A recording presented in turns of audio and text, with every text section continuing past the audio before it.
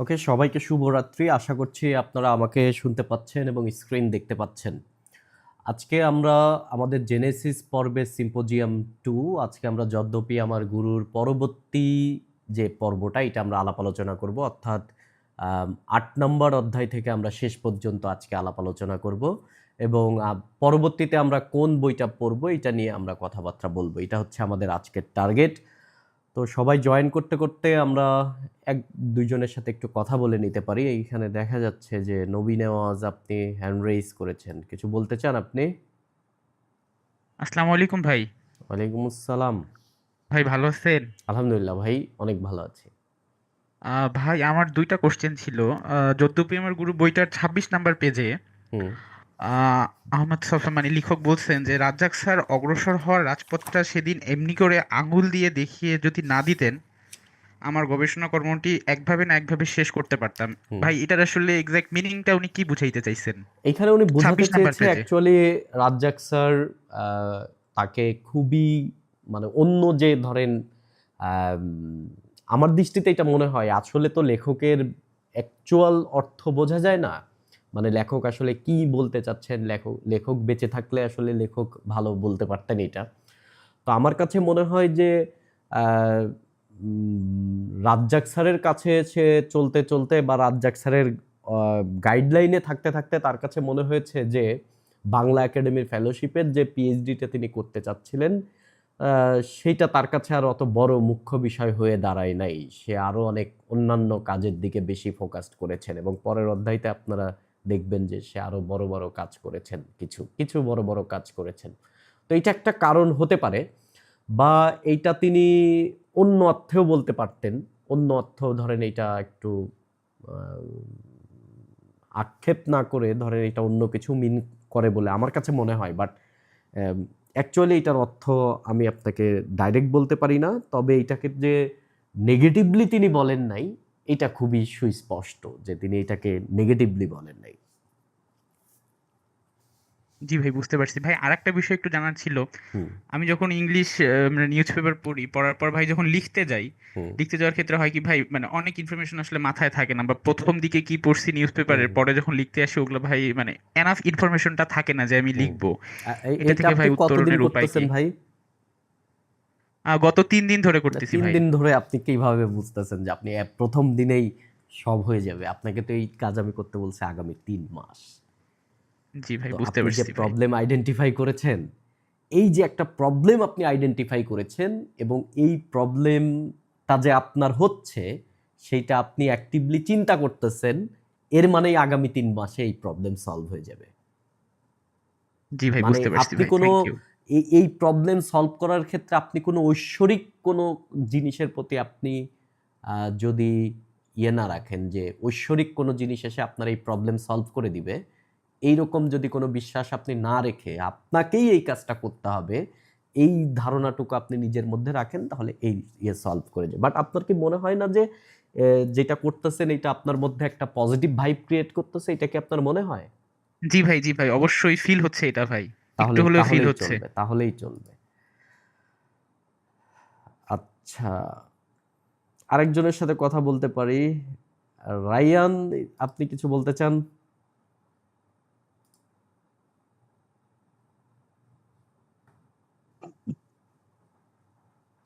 জি sir, আমি আসলে বলতে চাচ্ছিলাম এই এই বইটায় আব্দুর রাজাক স্যার সম্বন্ধে লেখা ছিল যে উনি পাকিস্তান চাচ্ছিল, এটা নিয়ে সমালোচনা দেখতেছিলাম। কিন্তু এখন 47-এ যদি পাকিস্তান চায়, সেটা তো সবাই চাচ্ছিল পাকিস্তান, আর তাতে তো আর দোষের কিছু নাই। আর 71-এ পাকিস্তান চাইলে সেটা তো অবশ্যই দোষের কিছু তো। সেটা নিয়ে আমরা সে কথাবার্তা বলবো। আমরা আমরা এখন এটা নিয়ে কথাবার্তা বলবো আর কি। এইটা নিয়েই আমাদের আলাপ আলোচনা শুরু। আপনি দেখতেছেন অধ্যাপক আব্দুর রাজ্জাক কেন পাকিস্তান দাবির পক্ষে ছিলেন। যাই হোক, আপনাদেরকে আমরা এখন আর কোনো কথাবার্তা না বলি। আমরা আমাদের আজকের আলাপ আলোচনা শুরু করি। তো সেখানে আমি আহ, কে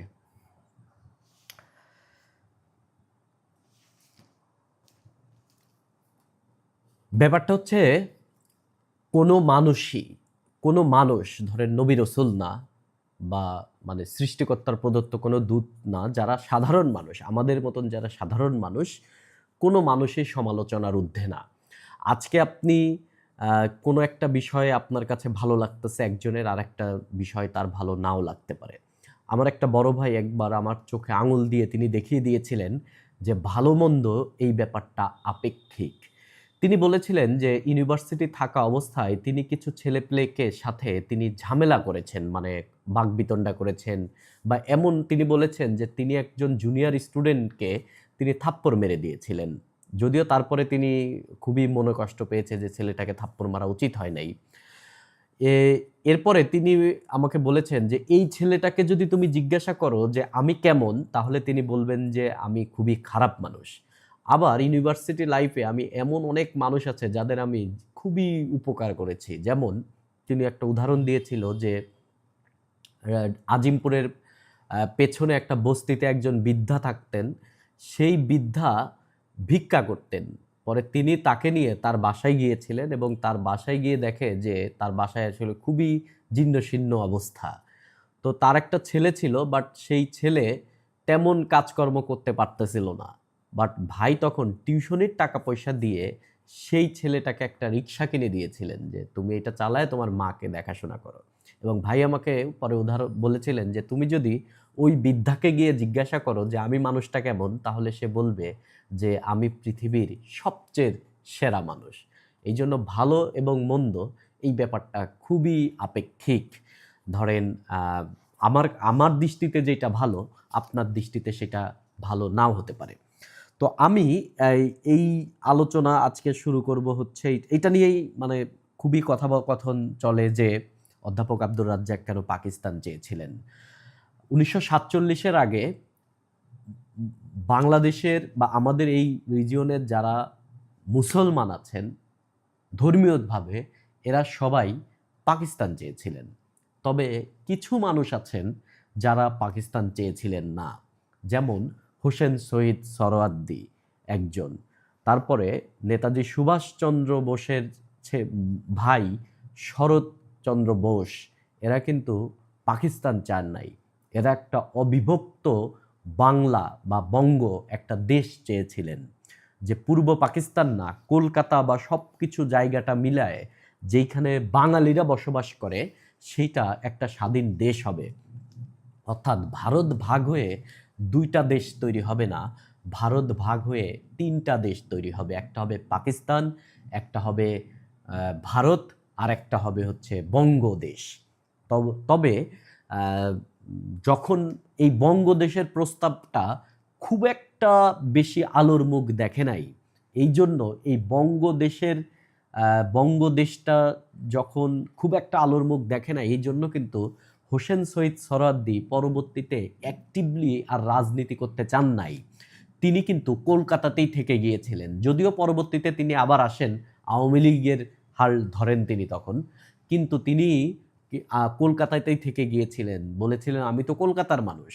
এবং আপনারা এই আলাপ আলোচনার মধ্যে আরো অনেক সময় দেখেছেন যে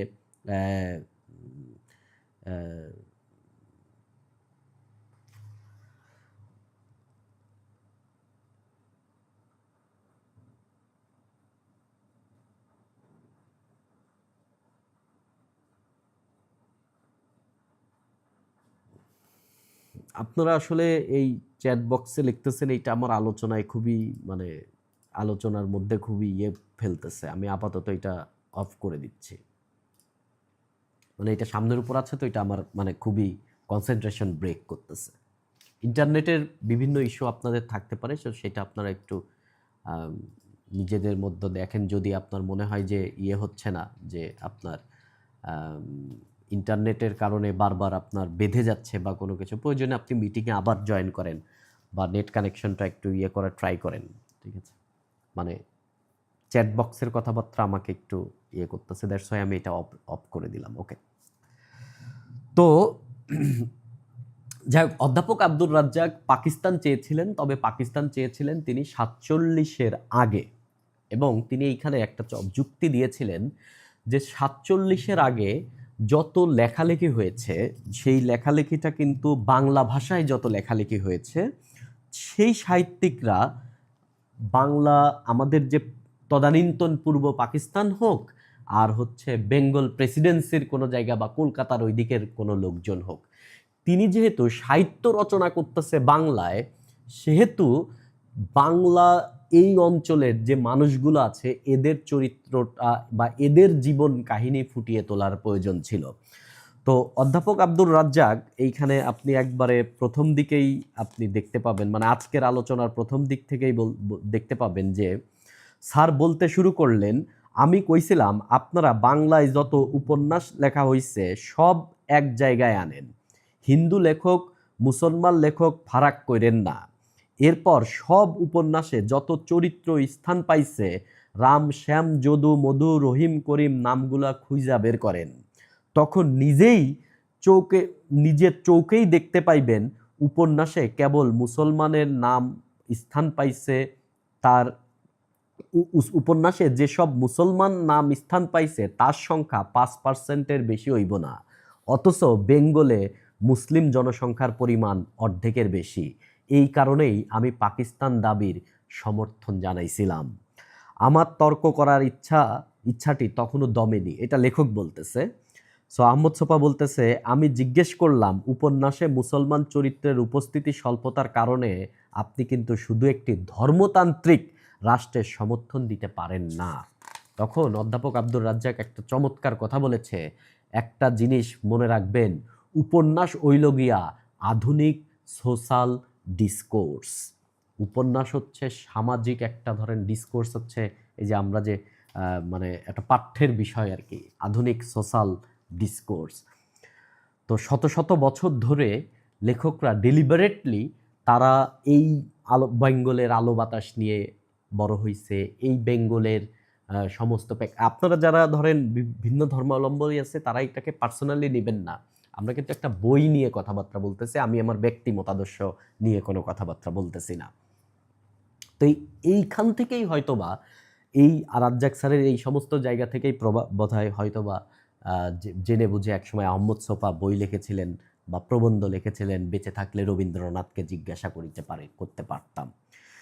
এবং আমাদের সাহিত্যিকদের মধ্যে ঐতিহাসিকভাবে বিভিন্ন সময় ধরেন হিন্দু সাহিত্যিকদের মধ্যে মুসলমান বিদ্বেষী দেখা গেছে, মুসলমানদের মধ্যে হিন্দু বিদ্বেষ ভাব দেখা গেছে।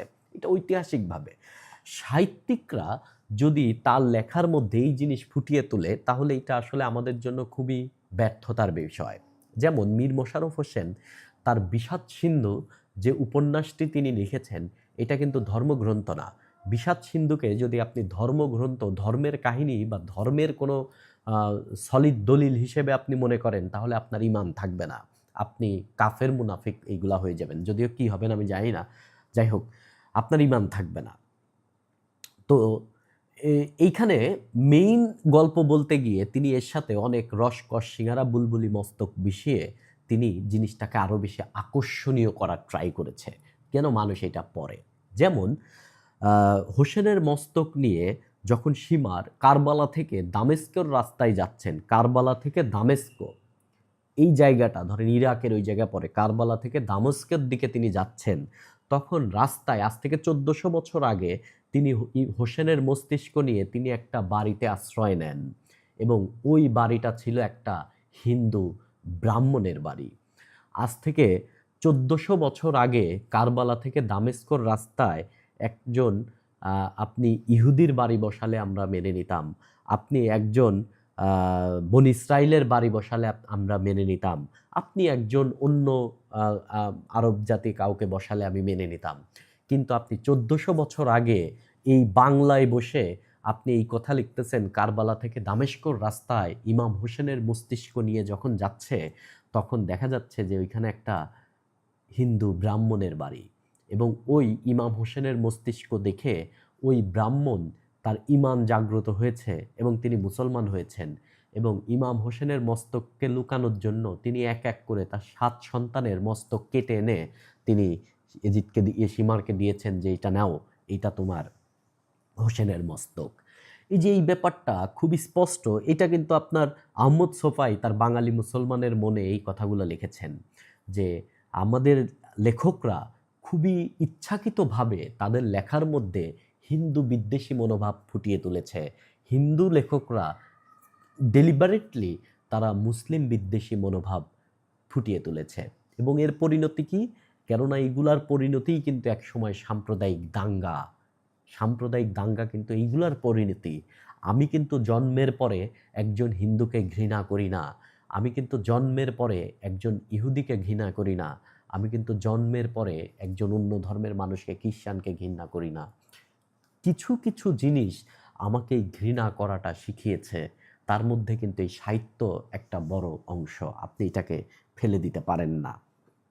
যাই হোক, এইখানে আরেকটা চমৎকার বিষয় ফুটে তুলেছে যে আপনার বঙ্কিমচন্দ্রকে নিয়ে সে বারবার কথাবার্তা বলেছে, এবং বঙ্কিমচন্দ্র কিন্তু তার লেখাপড়ার খরচ পর্যন্ত চালিয়েছে হাজী মহসিনের যে মানে তার যে দাতব্য প্রতিষ্ঠান ছিল তার, সেখান থেকে তিনি কিন্তু বৃত্তি পেয়ে পড়ালেখা করেছেন। এবং এই কি বলে, এই বঙ্কিমচন্দ্র চট্টোপাধ্যায়ের বড় ভাই সঞ্জীব চন্দ্র চট্টোপাধ্যায়, তার একটা বই আছে, তার বইয়ের নাম হচ্ছে পালামো। এবং এই পালামো হচ্ছে বাংলা সাহিত্যের প্রথম ভ্রমণ কাহিনী। খুবই ছোট্ট একটা বই, গল্পটা খুবই খুবই ছোট, মনে করেন আপনার সব বই মিলায় হচ্ছে 30-35-40 পেজের একটা বই। এই পালামো একটা জায়গা। এই সঞ্জীব চন্দ্র চট্টোপাধ্যায় কিন্তু খুবই বাজে চরিত্রের লোক ছিলেন, জুয়া খেলতেন, মেয়ে মানুষের নেশা ছিল, মানে বিভিন্ন খারাপ অবস্থা তার ছিল। এবং তার জন্যই কিন্তু বঙ্কিমচন্দ্রের পরিবারের একটা বিশাল বিশাল ইয়ে হয়। এবং বঙ্কিমচন্দ্র সারা জীবন যে উচ্চবিত্ত ভাব তিনি দেখিয়েছেন, তিনি কিন্তু মূলত বাংলা ভাষাকে প্রথমে আঁকড়ে ধরেন নাই। তিনি কিন্তু ডেলিবারেটলি তার লেখার মধ্যে মানে বৈষম্য এনেছেন। এবং তিনি নিজে প্রথমে বাংলা ভাষায় সাহিত্য রচনা করতে চান নাই। তিনি সবাই ওই যে মাইকেল মধুসূদন দত্তের মধ্যে আগে ইংরেজিতে চেষ্টা করেছেন। যখন তিনি ইংরেজিতে আর পেরে ওঠেন নাই, তখন কিন্তু এরা বাংলা ভাষায় ব্যাক এসেছে। এরকম ঘটনা না প্রচুর আছে। আমরা সবাই পৃথিবীর সবাই এরকম অনেক অনেক রাইটারকে দেখবেন, ইংরেজি রাইটার, তারা প্রথমে ইংরেজিতে লিখতে চায় নাই, তারা প্রথমে ল্যাটিনে ট্রাই করেছে। আমরা যখন ইংলিশ সাহিত্য পড়ব তখন এগুলা দেখব, ল্যাটিনে ট্রাই করেছে। যখন তিনি ল্যাটিনে পারেন নাই, তখন তিনি আবার ইংরেজিতে ব্যাক আসছে। কেননা ল্যাটিন ইংরেজদেরকে যারা শাসন করত, রোমান এম্পায়ার, এদের ভাষা ছিল হচ্ছে ল্যাটিন। সো ল্যাটিন হচ্ছে শাসকদের ভাষা, তো ল্যাটিন হচ্ছে আভিজাত্যের ভাষা। আমাদের যেমন শাসন করেছিল ইংরেজরা, সো ইংরেজি হচ্ছে আমাদের কাছে আভিজাত্যের ভাষা, কেননা শাসকরা ইংরেজি ভাষায় কথা বলতো। যখন মুসলমানরা আমাদেরকে শাসন করেছে, তখন কিন্তু আমাদের কাছে এই যে ইখতিয়ার উদ্দিন বিন মোহাম্মদ বখতিয়ার খলজি, তখন কিন্তু আমাদের কাছে ফার্সি ছিল হচ্ছে আমাদের কাছে আভিজাত্যের ভাষা। আমরা ফার্সি শিখেছি, আমরা ফার্সিতে লেখা ট্রাই করেছি, কেননা শাসকদের ভাষা হচ্ছে ফার্সি। সো শাসকরা যে ভাষায় কথা বলেন, ওই ভাষায় কথা বলতে পেরে, ওই ভাষায় লিখতে পেরে একজন মানুষ নিজেরে অনেক বেশি বড় মানুষ মনে করে। সো বঙ্কিমচন্দ্র তার বাইরে নয়। এবং বঙ্কিমচন্দ্রর আমলে ধরেন এই যে বঙ্কিমচন্দ্র নিয়ে প্রচুর কথা শিখবেন, বাট আব্দুর রাজ্জাক স্যারের একটা কথা বঙ্কিমচন্দ্র নিয়ে আপনার ধারণা চেঞ্জ করে দিবে। তিনি বলতেছে, এই যে একসময় কলকাতার একে বলে বটতলার পুঁথি, আপনারা তো পুঁথি জানেন, পুঁথি সাহিত্য, এই যে আপনার মানে কেচ্ছা কাহিনী টাইপের গুলা হচ্ছে পুঁথি সাহিত্য। মোটামুটি হচ্ছে এর একটা আলাদা বচনভঙ্গি আছে। এই আপনার এই যে এইরকম পুঁথি সাহিত্য বলে যে আছেন যত লোক সকল, মানে আমি ছন্দ দিয়ে বলতে পারতেছি না, যে ধরেন অমকের কাহিনী আজ করিব বর্ণন, এই টাইপের আর কি। পুরো একটা পুঁথি হলে খুব ভালো হতো। আমাদের চমক ভাই একটা চমৎকার পুঁথি একবার পাঠ করেছিলেন। যাই হোক, আমি এটা আপনারা শুনবেন, পুঁথি এক সাহিত্য কেমন।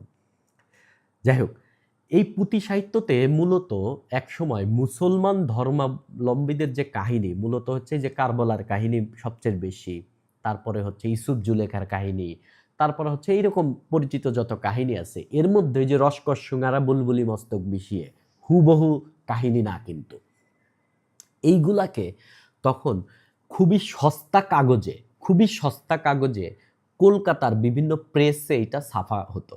আপনারা জানেন ঢাকা শহরের বাংলা বাজারে প্রচুর প্রেস আছে, নীলক্ষেতের আশপাশ দিয়েও প্রচুর প্রেস আছে, মানে এই সমস্ত জায়গায় মানে পট্টিটাই প্রেস পট্টি, ওইখানে প্রচুর প্রেস আছে, বই ছাপা হয়, কাজী বই ছাপা হয় ওই অঞ্চল জুড়ে। তো এই পুঁথি সাহিত্য ছাপা হতো, ওইটা হচ্ছে বলা হতো বটতলার পুঁথি, মানে কলকাতার বটতলা যে জায়গা ওইখানে নিম্নমানের কাগজে খুবই ছোট এইগুলা ছাপা হতো, এই জন্য এদেরকে বলা হতো বটতলার পুঁথি। এবং এদের অল্প দামে, কেননা ক্রেতাদের আর্থিক অবস্থাও খুব একটা ভালো ছিল না, এই জন্যই বলতেছে যে এক সময়ে বটতলার মুসলিমি পুঁথিগুলার মুদ্রণ যন্ত্রে ছাপা হইয়া বাহির হইতে আসিল। বঙ্কিমের উপন্যাস 200-250 বেশি ছাপা হইত না, কারণ আধুনিক সাহিত্য পড়ার পাঠক ছিল খুবই সীমিত। কিন্তু বইটা পড়লে দেখতে পাইবেন মুসলমানি পুঁথি ছাপা হইতো হাজারে হাজার। তার মানে ওই টাইমে কিন্তু বঙ্কিমচন্দ্রের বই যদি 200-250 ছাপা হতো, তাহলে পুঁথি ছাপা হতো হাজারে হাজার। তো আপনি বঙ্কিমী সাহিত্য মানে মানুষ কোনটা তখন রিসিভ করতেছে। বাট আধুনিক সাহিত্যের ধীরে ধীরে শুরু হচ্ছে, এটা একটা বড় বিষয়। তবে আপনাদের এইখানে আরো একটা বিষয় আলাপ আলোচনা করাই যেতে পারে, সেটা হচ্ছে বারবার এই বই পড়তে গেলে আপনারা দেখবেন যে অধ্যাপক আব্দুর রাজ্জাক তিনি বিদ্যাসাগরকে খুবই হাইলাইট করতেছেন, যে এবং তিনি এইরকমই বলতেছেন, আদার দ্যান লিটারারি ট্যালেন্ট, অন্যান্য বিষয়ে রবীন্দ্রনাথ যদি বিদ্যাসাগরের মতন মানুষদের সঙ্গে তুলনা করেন, হি কামস নো হ্যার নিয়ার টু দেম। মানে যদি আপনি শুধু সাহিত্য জ্ঞান বা সাহিত্য কর্মকে বাদ দেন, তাহলে আপনি যদি রবীন্দ্রনাথ এবং বিদ্যাসাগরকে পাশাপাশি রাখেন, তাহলে বিদ্যাসাগরের উচ্চতা অনেক অনেক অনেক গুণ বেশি। এই জন্য কেন অনেক গুণ বেশি, তার কতগুলা এক্সাম্পল আজকের নোটে আমি লাস্টের দিকে লিখেছি। যে সাহিত্যর কর্ম আমরা বাদই দিয়ে দিলাম, বিদ্যাসাগর সমাজ সংস্কারে যে সমস্ত কার্যাবলীগুলা করেছেন, যত আর সাহিত্যিক বলেন, যত যে যাই বলেন, কেউ এর ধারের কাছের কাজও করতে পারে নাই। কয়েকটা উদাহরণ, যেমন নারী শিক্ষা। বিদ্যাসাগরের আমলে যখন ভাই সতীদাহ প্রথা তখনও এক্সিস্ট করতেছে, বিধবার বিবাহ দেওয়া তখন পর্যন্ত মানুষ চিন্তাই করতে পারে না, মানে এবং জাত প্রথা, ব্রাহ্মণ একজন মানুষে আরেকজনের টাচ দিলে তার জাত চলে যায়, একজন হিন্দু মুসলমানের বাড়িতে খেলে তার জাত চলে যায়। এই রকম ধরেন মানে ধর্মীয় কালচার, এই রকম টাইমে নারী শিক্ষা নিয়ে তিনি কাজ করেছেন, এবং তিনি তখন নারী শিক্ষার জন্য 35টা তিনি নারীদের শিক্ষার জন্য আলাদা স্কুল নির্মাণ করেছেন, যার কতগুলো এখনো এক্সিস্ট করে। বিধবা বিবাহ নিয়ে তো তিনি, আপনারা জানেন যে বিধবা বিবাহ নিয়ে তার ব্যাপক অগ্রগতি আছে, এবং তিনি বিধবা বিবাহ নিয়ে তিনি ব্রিটিশ সরকারকে দিয়ে তখন আইন পাশ করিয়ে ফেলেছিলেন 1856 সালে, বিধবা বিবাহ আইন। এবং শুধু এটাই করেন নাই, তিনি তার ছেলে হচ্ছে নারায়ণচন্দ্রকে তিনি কিন্তু ভবসুন্দরী নামে 14 বছরের এক বিধবা নারীর সাথে বিয়ে দেন, এবং বিধবাকে যে বিয়ে করবে, টাকা পয়সা নাই, তাদের খরচ চালানোর ব্যবস্থা পর্যন্ত তিনি করতেন। এবং বাল্য বিবাহ এবং বহুবিবাহ রোধে তিনি কিন্তু আইন প্রণয়নের জন্য একবারে কাছাকাছি চলে গিয়েছিলেন। বাট এই আইন প্রণয়ন হয় নাই। এই জন্য যে সালটা কত দেখেন, 1856 সালে বিধবা বিবাহ আইন পাশ হলো, কিন্তু 1857 সালে কিন্তু সিপাহী বিদ্রোহ হয়েছিল, যে মঙ্গল পাণ্ডে টান্ডে আপনারা জানেন, সিপাহী বিদ্রোহ হয়েছিল। সিপাহী বিদ্রোহের ফলে ব্রিটিশ সরকার তখন আর কোনো ধর্মীয় জিনিস নিয়ে আর নাড়াচাড়া করতে চান নাই, কেননা সিপাহী বিদ্রোহ যে কার্তুজ, তখন বলেছিল যে আপনারা যে টান দিয়ে ভেতরে কার্তুজ ভরেন বন্দুকে, ওর মধ্যে আছে শূকর আর গরু, শূকর এবং গরুর চর্বি দিয়ে বানানো। দেখেন শব্দ দুইটা কি, শূকর এবং গরুর চর্বি। তার মানে আপনার ওইটা কামড় দিলে মুসলমানেরও জাত যাবে, ওইটা কামড় দিলে হিন্দুরও জাত যাবে। ইচ্ছাকৃতভাবে তারা এই জিনিস ছড়াইছে যে মুসলমান যেন মানে একটা বিশাল কিছু হয়ে যায়। সিপাহী বিদ্রোহের কারণে কিন্তু তারা ধর্মীয় কোনো বিষয়ে হস্তক্ষেপ করতে চান নাই, এই জন্য বাল্য বিবাহ কিন্তু আইন প্রণয়ন করতে তিনি পারেন নাই। কিন্তু বহু বিবাহতে তিনি যেন বহু বিবাহ কেউ না করে, ওই যে বল্লালি বালাই আপনারা একসময় জানবেন, এইগুলা মদ্যপান, সুরাপান, এইগুলা নিষেধ ক্ষেত্রে তিনি কার্য করছেন। শিক্ষা সংস্কারে যেমন এক সময় আপনার সংস্কৃত কলেজে কিন্তু ব্রাহ্মণরা ছাড়া আর কেউ পড়তে পারতো না। ব্রাহ্মণ ছাড়াও অন্যান্য সবাই যেন, শূদ্র বলেন যত জাতপাত আছে সবাই যেন পড়তে পারে, এর ব্যবস্থা তিনি করেছিলেন। এবং তিনি এইখানে বাংলার পাশাপাশি ইংরেজি, মানে শুধু ইংরেজি না, আপনি বাংলা ইংরেজি সবই পড়বেন। এবং ইয়ং বেঙ্গল যারা ছিল, ইয়ং বেঙ্গল মানে কি, এই যে ওই আমলে বলা হয়তো ধরেন এখন যুগে যারা ছাত্রী টিকটক করে এই টাইপের আর কি, ওই টাইমের এরা হচ্ছে এরকম মডার্ন কালচার বা মানে মডার্নিজম তারা নিয়ে আসে, মদ্যপান টান করে, এই সমস্ত ইয়ং বেঙ্গল ভালো ছিল, কিছু ম্যাক্সিমামই ছিল খারাপ।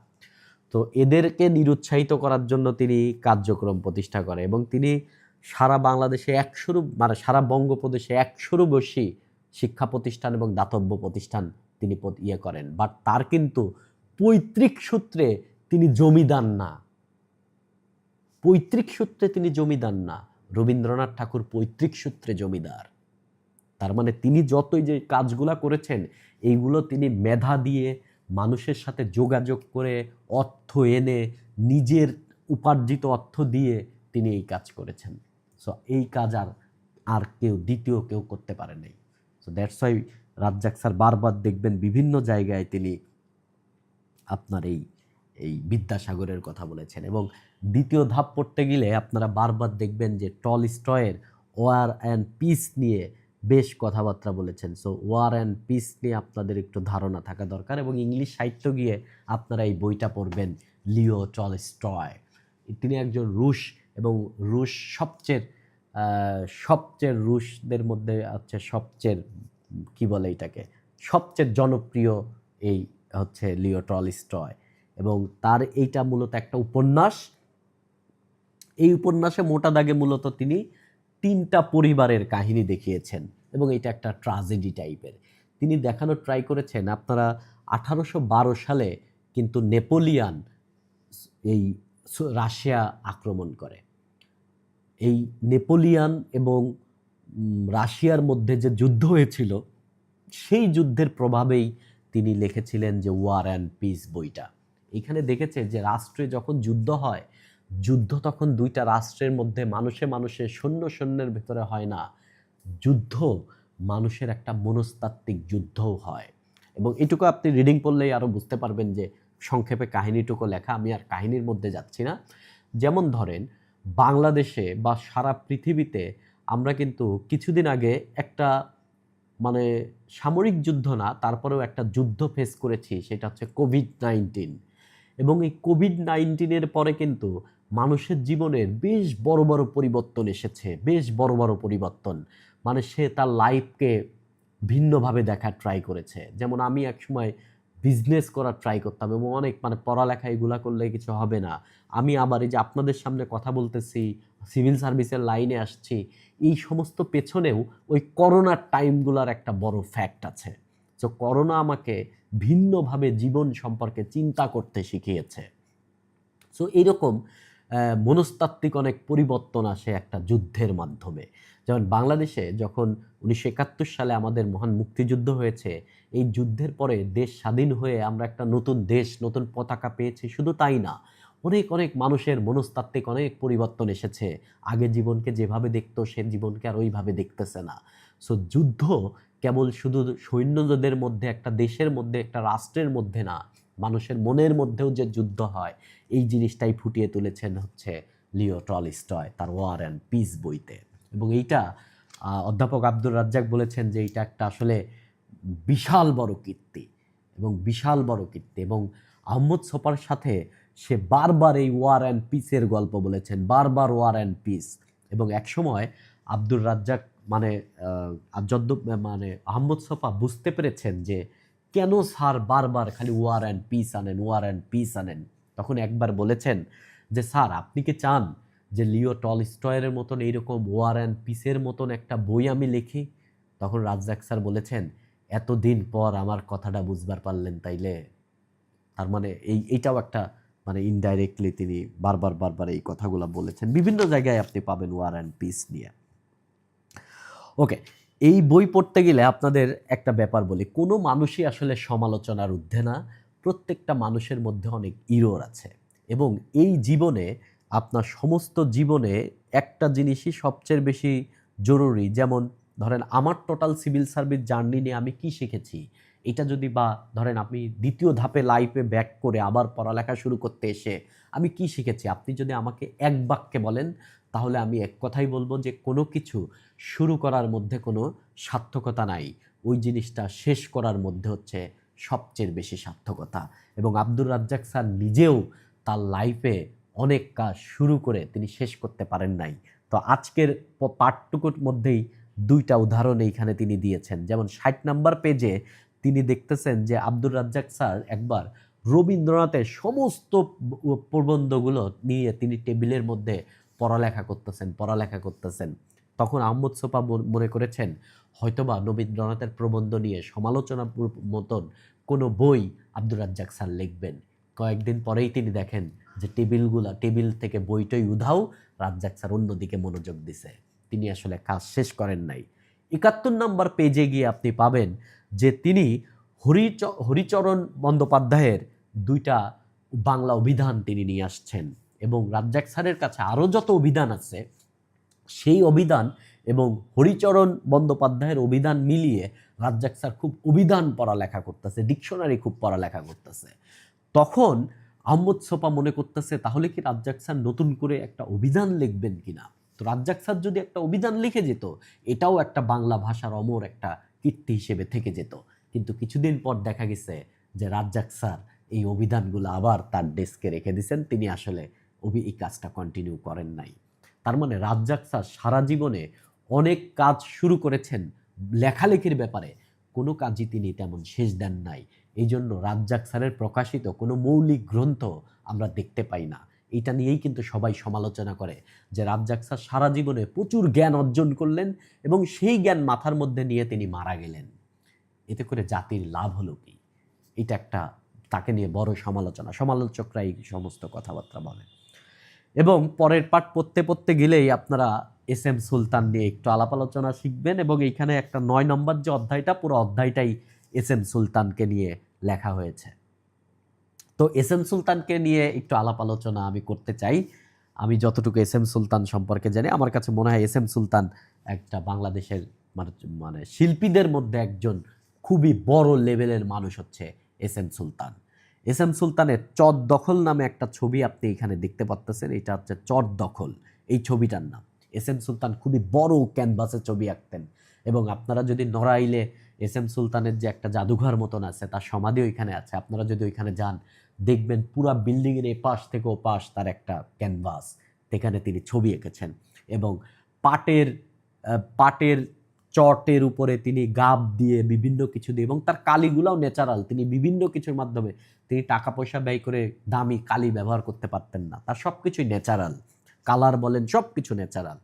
এবং এস এম সুলতানের ছবির ধরন এই একটা ছবিতে ফুটায় তোলা যায়। এস এম সুলতান বাংলার ম্যাক্সিমাম সময় বাংলার কৃষকের ছবি আঁকতেন, এবং এস এম সুলতানের যত ছবি আপনি দেখবেন অধিকাংশ ছবিতে দেখবেন কৃষকের কি মাসল, এই ছবিতেই আপনি দেখেন কৃষকের কি মাসল, পুরা একবারে টাগরা চারদিকে, মানে পুরা জিম করেও আপনি এইরকম মাসল বানাইতে পারবেন না, কৃষকের আবার এইরকম মাসল হয়। তো এস এম সুলতানকে জিজ্ঞাসা করা হয়েছে যে আপনি যে ছবি আঁকেন আপনার ছবিতে কৃষকের এত মানে কৃষকের বডি ফিগার এত ভালো কেন, এত মাসল কেন, কৃষকরা তো খেতে পায় না। এস এম সুলতান বলেছেন যে বাংলাদেশে কৃষকরাই হচ্ছে সবচেয়ে বড় শোষিত, এবং তারা এই শোষণের এগেনস্টে যে প্রতিবাদ করে তারা টিকে আছে, তার মানে তাদের বাহুবলই তো সবচেয়ে বেশি। বাংলার কৃষক যত শোষিত হয় আমি আমার ছবিতে তাদের মাসল আরও বড় করে ফেলি, যেন কৃষকরা বুঝতে পারে তোদের বাহুবল অনেক অনেক অনেক অনেক বেশি। এই হচ্ছে এস এম সুলতান। তবে এস এম সুলতান মানে বাংলাদেশ, অনেক মানুষ এস এম সুলতানকে চিনে না। এস এম সুলতান আন্তর্জাতিক মহলে জয়নুল আবেদিন যেভাবে জায়গা দখল করে নিছে, এস এম সুলতান পারেন নাই। তার একটা কারণ হচ্ছে তার হ্যাবিট। এইখানে কিন্তু রাজ্জাক স্যারের একটা মানে এই আপনার আহমদ ছপা এস এম সুলতানকে নিয়ে যখন গল্প বলতেছেন তখন একটা লাইন তুলে ধরেছেন, সেই লাইনটা আমি এখানে লিখেছি, দেখেন। মে সুলতান হ্যায় কিসকা কিসি কা হুকুম से कोई काम नहीं करता, हम अपना मर्जी से हर काम करता। এটা কি উর্দুতে বলছে না হিন্দিতে বলছে? প্রবাবলি উর্দু, কেননা তিনি পাকিস্তানে দীর্ঘদিন ছিলেন। मैं सुल्तान है, किसी का हुक्म से कोई काम नहीं करता, हम अपना मर्जी से हर काम करता। এই একটা লাইন দিয়ে বোঝা যায় যে কেন এস এম সুলতান বিশ্বের হয়ে উঠতে পারেন নাই। এস এম সুলতানকে নিয়ে কিছু গল্প আপনাদের বলি। তার বাড়ি হচ্ছে নড়াইল। তিনি, তার নাম এস এম সুলতান না, তার নাম মূলত লাল মিয়া। তো লাল মিয়া তিনি তেমন পড়ালেখা করেন নাই, ম্যাট্রিকুলেশন তিনি পাশ করতে পারেন নাই। তার বাবা হচ্ছে মূলত রাজমিস্ত্রির কাজ করত, এই যে বিল্ডিংয়ের নকশা ফুটিয়ে তুলতো, কাঠমিস্ত্রিরও তিনি কাজ করত, নকশা ফুটিয়ে তুলতো। তো ওই অঞ্চলের জমিদার ছিলেন হচ্ছে জমিদার ছিলেন ধীরেন্দ্রনাথ রায়। জমিদার ধীরেন্দ্রনাথ রায়ের বাড়িতে যখন এস এম সুলতানের বাবা এরকম চমৎকার ডিজাইন ফুটিয়ে তুলতেছেন, তখন ধীরেন্দ্রনাথ রায় বলেছেন যে তুমি এই এত সুন্দর ডিজাইনের এটা কিভাবে পারো? তো বলছে এটা তো আমার ছেলে করে দেয়। তো বলছে নিয়ে এসো তো তোমার ছেলেকে। তখন তার ছেলেকে নিয়ে গেছে। বলছে তোমার নাম কি? বলছে আমার নাম লাল মিয়া। বলছে আমার ছবি এঁকে দিতে পারবা? বলছে হ্যাঁ খুব পারবো। মুহূর্তের মধ্যে পেন্সিল দিয়ে রাজ্জাক স্যার এস এম সুলতান, মুহূর্তের মধ্যে পেন্সিল দিয়ে এস এম সুলতান ওই অঞ্চলের জমিদার ধীরেন্দ্রনাথ রায়ের একটা ছবি ছবি এঁকে ফেলছে। তো মুহূর্তের মধ্যে পেন্সিল দিয়ে এস এম সুলতান যখন ধীরেন্দ্রনাথ রায়ের চমৎকার একটা ছবি এঁকে ফেলছে, তখন জমিদার তো পাগল হয়ে গেছে যে বাপরে বাপ, এই ছেলের কোয়ালিটি তো অনেক বেশি। ওই জমিদারের ভাতিজা তিনি আর্ট কলেজে পড়তেন, তিনি তাকে আরও আঁকাআঁকি শিখাইছেন এবং এক পর্যায়ে তিনি কলকাতায় নিয়ে যান, বা এস এম সুলতান কলকাতায় যান। তো কলকাতায় আর্ট কলেজে তার ভর্তি হতে হবে। এই যে আমাদের যেমন চালুকলা একসময় আর্ট কলেজ ছিল, তো কলকাতার আর্ট কলেজে তিনি ভর্তি হবেন আর কি। কিন্তু তার তো ম্যাট্রিকুলেশন নাই। ম্যাট্রিকুলেশন হচ্ছে ওইখানকার ভর্তি হওয়ার প্রিরিকুইজিট ব্যাপার। তখন ওই আর্ট কলেজে ট্রাস্টি বোর্ডের বা বোর্ডের মেম্বার ছিলেন হচ্ছে শাহেদ সোহরাওয়ার্দী। শাহেদ সোহরাওয়ার্দী হচ্ছে হোসেন শহীদ সোহরাওয়ার্দীর ভাই। তো তাকে বলেছেন যে তুমি শাহেদ সোহরাওয়ার্দীর সাথে দেখা করো। তো এস এম সুলতান গিয়ে শাহেদ সোহরাওয়ার্দীর বাসার গেটে তিনি নিয়মিত দাঁড়ায় থাকে, গাড়িতে করে শাহেদ সোহরাওয়ার্দী চলে যায়, বাট কথা হয় না। তো একদিন বলেছে এই ছেলেটা রোজ দাঁড়িয়ে থাকে, তাকে ডাকো। তো ভিতরে গেছে, তো বলছে আমি এরকম আর্ট কলেজে ভর্তি হতে চাই, এই বিষয় আসায়। বলছে তুমি কি ছবি টবি আঁকতে পারো? বলছে হ্যাঁ। তো একটা ছবি এঁকে দেখাইছে, তার আকার দেখে তুই অবাক হয়ে গেছে।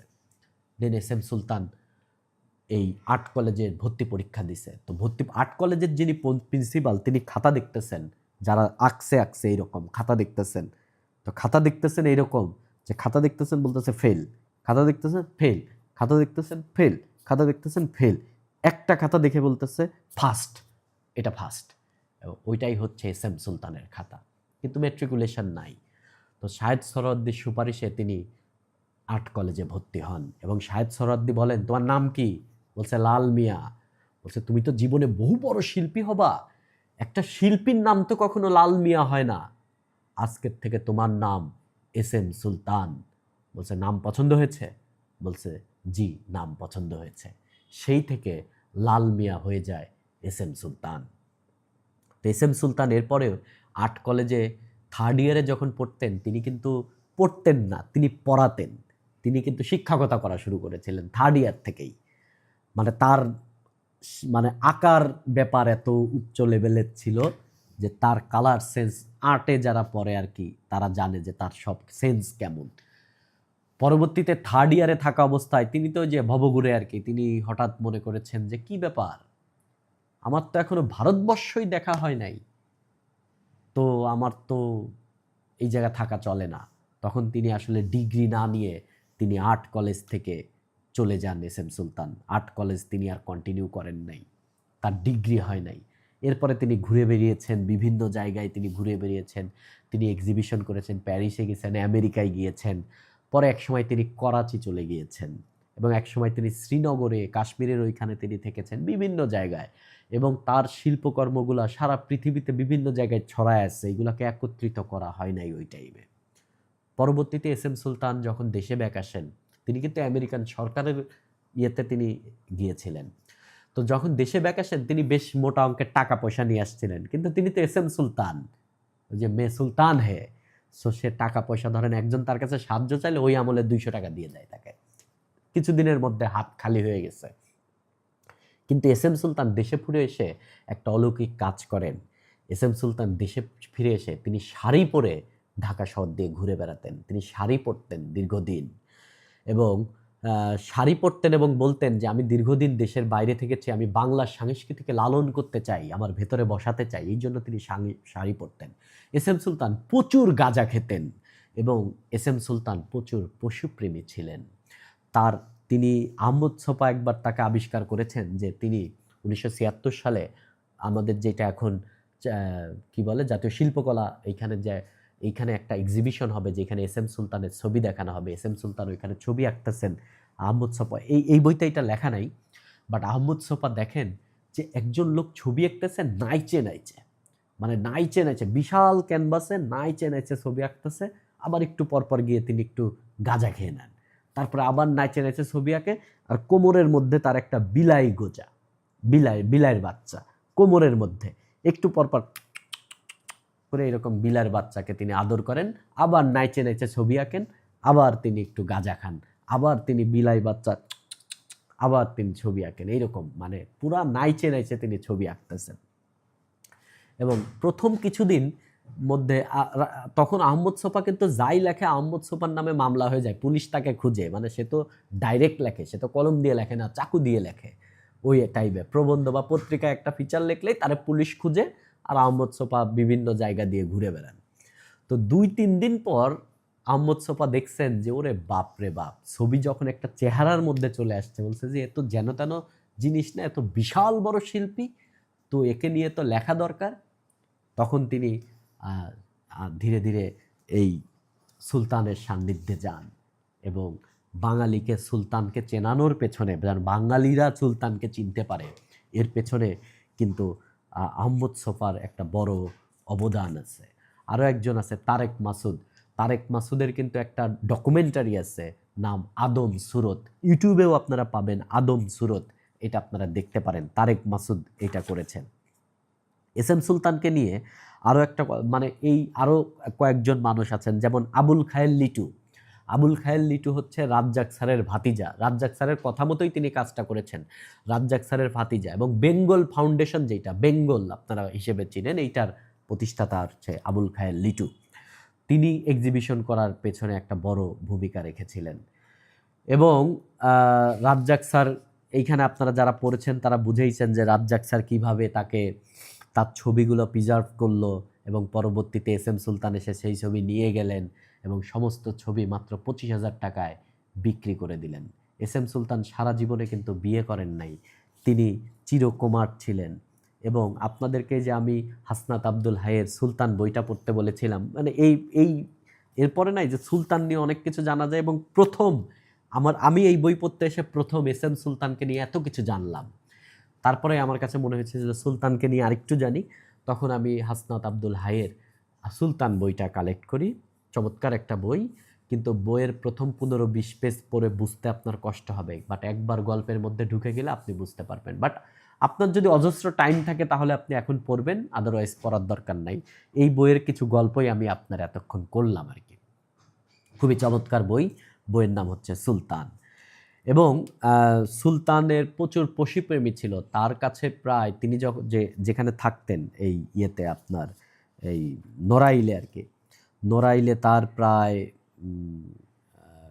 কয়েকশো কুকুর ছিল, বানর ছিল, এবং জীবনের শেষের দিকে খুব টাকা পয়সার অভাবে পড়েন, তিনি সরকারি দপ্তরে গিয়েছিলেন যে আমাদের কিছু টাকা পয়সা দেওয়া হোক, আমার জন্য না, এগুলো আমার পশু পাখি কয়টা যেন খেয়ে বেঁচে থাকে, এই ব্যবস্থাগুলো আপনারা একটু করে দেন। পরে অনেকেই সরকারি অনেক কর্মকর্তা এবং অনেক ইনস্টিটিউট এটার পাশে এসে দাঁড়িয়েছিল।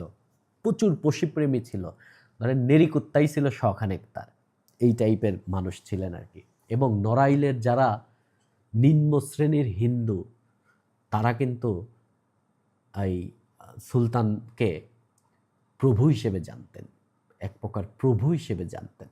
এবং এইখানে আপনাদের একটা ব্যাপার বলি যে তিনি যখন একটা সময় তিনি পানামা নগরী যেটা এই নারায়ণগঞ্জে পানামা নগরী বা সোনারগাঁও যেখানে বলি, এখানেও যে অনেক ভাঙা ভাঙা বিল্ডিং আছে, এই পানামা নগরীর একটা বিল্ডিং এস এম সুলতানকে বরাদ্দ দেওয়া হয়। কোনো দরজা নাই, জানালা নাই, তিনি ওইখানে ছবি টবি আঁকতেন। তার সাথে তার চেলা থাকতো, চেলা বল্টু বা হচ্ছে বাটুল আর কি। বাটুল হচ্ছে তার চেলা, চেলা মানে শিষ্য আর কি। তো ওই উস্তাদদেরকে চেলা থাকে আর কি, তো ওই বাটুল মানে শিষ্য। ওই বাটুল তার সাথে ছিল, তিনি ওইখানে নাপিতের কাজ করতেন এবং একসময় ওইখানে থেকে গেছেন। এরপরে একজন কাঠমিস্ত্রি, যার এই কাঠমিস্ত্রির নাম হচ্ছে প্রফুল্ল, প্রফুল্লকে তিনি কিন্তু ছবি আঁকা শেখায়। এবং প্রফুল্ল ছবি আঁকতে আঁকতে, প্রফুল্ল আসলে ভ্যান চালাইতো প্রথমে, ভ্যান চালাতো, তারপরে প্রফুল্ল একটু কাঠমিস্ত্রি হন এবং এরপরে ছবি আঁকা শুরু করেন। এবং ছবি আঁকা তাকে শেখান কে? এস এম সুলতান। এবং এস এম সুলতান তাকে ছবি আঁকা শেখান এবং সে এমনভাবে ছবি আঁকতো, দূর থেকে দেখলে মনে হতো এটা সুলতানের ছবি, এরকম। এই প্রফুল্ল কিন্তু সারা জীবন ছবি এঁকে গিয়েছেন। এবং এই প্রফুল্ল একবার তিনি আহমদ ছফার কাছে মাঝে মধ্যে আসতেন, যে ওই পানামা নগরীতে এস এম সুলতান তখন মারা গেছে, যে প্রভুকে নিয়ে কিছু করা যায় কিনা, প্রভুর যে ছবিগুলো আছে এইগুলাকে নিয়ে সরকারি কোনো ব্যবস্থা করা যায় কিনা। তো প্রফুল্ল একদিন একটা পত্রিকার কাটা অংশ নিয়ে তিনি আসছেন আহমদ ছফার কাছে, যেখানে দেখা গেছে যে ভ্যান গগের একটা ছবি যেটা 58 কোটি টাকায় বিক্রি হয়েছে। বাট এই ভ্যান গগ যখন বেঁচে ছিলেন তখন তিনি টাকার অভাবে খেতে পারতেন না, এবং খেতে পারতেন না দেখে ভ্যান গগ সুইসাইড করে মারা গিয়েছেন। সেই ভ্যান গগের ছবি 58 কোটি বাংলা টাকায় নিলামে বিক্রি হচ্ছে। তো এই পত্রিকার অংশ এনে তিনি কিন্তু বলেছেন যে প্রভুকে নিয়ে কিছু করা যায় কিনা, প্রভুকে নিয়ে কিছু করা যায় কিনা। এবং এস এম সুলতানকে সরকারিভাবে নড়াইলে বেশ কিছু জমি দেওয়া হয়েছিল। এস এম সুলতান তার সেই সমস্ত জমি কিন্তু নড়াইলের যে নিম্নবর্ণের মানুষগুলো, যে নাপিত বা শূদ্ররা, এদেরকে দান করে দিয়েছিলেন। এস এম সুলতান একটা বিশাল, মনের দিক দিয়ে একটা বিশাল বড় মানুষ ছিলেন, আবার বিভিন্ন দিক দিয়ে তার অনেক ডিস্টার্ব ছিল আর কি, বিভিন্ন দিক দিয়ে অনেক অনেক অনেক ডিস্টার্ব ছিল। এইখানে বিভিন্ন মানুষ নিয়ে কথাবার্তা উঠছে, বিভিন্ন মানুষ নিয়ে এই বইতে কথাবার্তা শুনছেন। এবং মজার বিষয় হচ্ছে এই বই আমরা কেন পড়তেছি, এই বইতে বা যত মানুষের নাম আসছে, এই ম্যাক্সিমাম মানুষকে আপনি সিভিল সার্ভিস প্রিপারেশন নিতে গেলে আপনি পাবেন। এবং এইখানে অনেকেই আছেন যারা আগেও বিসিএস দিয়েছেন, এইরকম 2-1 জন ভর্তি হয়েছেন। তারা এই বই যখন পড়েছেন বা আমার কথাগুলা শুনতেছেন, তখন আপনি কিন্তু এই মানুষগুলার নাম চিনতেছেন, যে বা এই বই যা পুরাপুরি পড়েছেন তারা এটা বুঝেছেন যে এটা কেমন। এখানে মৌলানা ভাসানী নিয়ে সে একটা কথা বলেছেন, যে মৌলানা ভাসানী 2 টাইপের অসুস্থতা ছিল। একটা ছিল হচ্ছে তার আসল অসুস্থতা, আর একটা ছিল হচ্ছে পলিটিক্যাল অসুস্থতা, রাজনৈতিকভাবে তিনি অসুস্থ হয়ে যেতেন। যেমন এইরকম একটা, আপনারা বাংলাদেশের রাজনীতিতে বিভিন্ন ঘটনা দেখলে আপনারা বুঝবেন যে কিছু কিছু সময় দেখবেন যে কোনো একটা জায়গায় একটু হাতাহাতি হয়েছে, মানে ওই রকম আঘাত পায় নাই, হাতাহাতি হয়েছে, সামান্য হাতাহাতি হয়েছে আর কি, তাতেই একজন যা হাসপাতালে ভর্তি হয়ে গেছে। কেননা ওইটা রাজনৈতিক বিষয়, হাসপাতালে আপনাকে ভর্তি হইতে হবে, কিছু করার নাই, তা নাহলে আপনি মিডিয়াতে যাইতে পারবেন না। তো মৌলানা ভাসানী কিন্তু মাঝে মাঝে এরকম পলিটিক্যাল অসুস্থ হয়ে যেতেন, হাসপাতালে ভর্তি হয়ে যেতেন, এবং তিনি এইরকম পলিটিক্যাল অ্যাক্টিভিটি প্রচুর দেখাতেন। যেমন তিনি একবার ঢাকায়, কত সালে, এটা বোধহয় 1969 বা এরকম টাইমে আর কি, 69 বা 68 এরকম টাইমে, একজ্যাক্ট সাল আমার মনে নাই, ঢাকার পল্টনে একটা জনসমাবেশ হবে। এই জনসমাবেশে ভাষণ দিবেন মৌলানা হামিদ খান ভাসানী। তবে তিনি আসলে মৌলানা পাশ করেছিলেন কিনা এটা নিয়ে কিন্তু অনেক কন্ট্রোভার্সি আছে, যে তিনি আসলে মৌলানা পাশ করেছিলেন কিনা। আবার তাকে মৌলানা না বললে তিনি কিন্তু মনে মনে কষ্ট পেতেন, যে মৌলানা বললো না আমাকে। যাই হোক, তো মৌলানা হামিদ খান ভাসানী ওই জায়গায় বক্তব্য দিবেন, কিন্তু তিনি, পাকিস্তান সরকার তখন বক্তব্য দিতে দিবেন না, সমাবেশ করতে দিবে না। তখন সমাবেশ যেহেতু করতে দিবে না, তখন মৌলানা হামিদ খান বলছে যে ঠিক আছে, তাহলে সমাবেশ যেহেতু করতে দিবেন না, কোনো বক্তব্য হবে না, কিছুই হবে না, আমি এখানে 2 রাকাত নামাজ পড়ে চলে যাব। তখন পাকিস্তান সরকার নামাজ তো পড়তে দিবেই, তো তিনি নামাজে দাঁড়ায় একা একাই তার পিছনে আরো শত শত মানুষ, হাজার হাজার মানুষ দাঁড়ায় গেছে। তিনি 2 রাকাত নামাজ পড়ায় মোনাজাত ধরছে, আল্লাহুম্মা আমিন মোনাজাত ধরছে, মাইক ধরছে সামনে। তিনি আধা ঘন্টায় যে মোনাজাত করছে, ওই মোনাজাতে বক্তব্য দিয়ে তিনি চলে গেছেন। মোনাজাতের ভেতরেই বক্তব্য দিয়ে গেছেন। একটু পরপর তিনি বলছে যে আল্লাহ তুমি দেখো, এই সমস্ত মানে মোনাজাতের ভেতরেই তিনি, সমাবেশে যে বক্তব্য দেওয়ার কথা ছিল ওইটা মোনাজাতের ভেতরেই তিনি দিয়ে চলে গেছেন। তো তিনি খুবই এরকম ছিলেন। কিন্তু রাজনীতিতে তার কন্টিনিউটি ছিল না। তিনি কিছুদিন পীরত্ব করতেন, আবার রাজনীতিতে আসতেন, আবার পীরত্ব করতেন। এই যে রাজনীতিতে তার কন্টিনিউটি ছিল না, এইটা ছিল তার একটা বড় বড় সমালোচনা তাকে নিয়ে।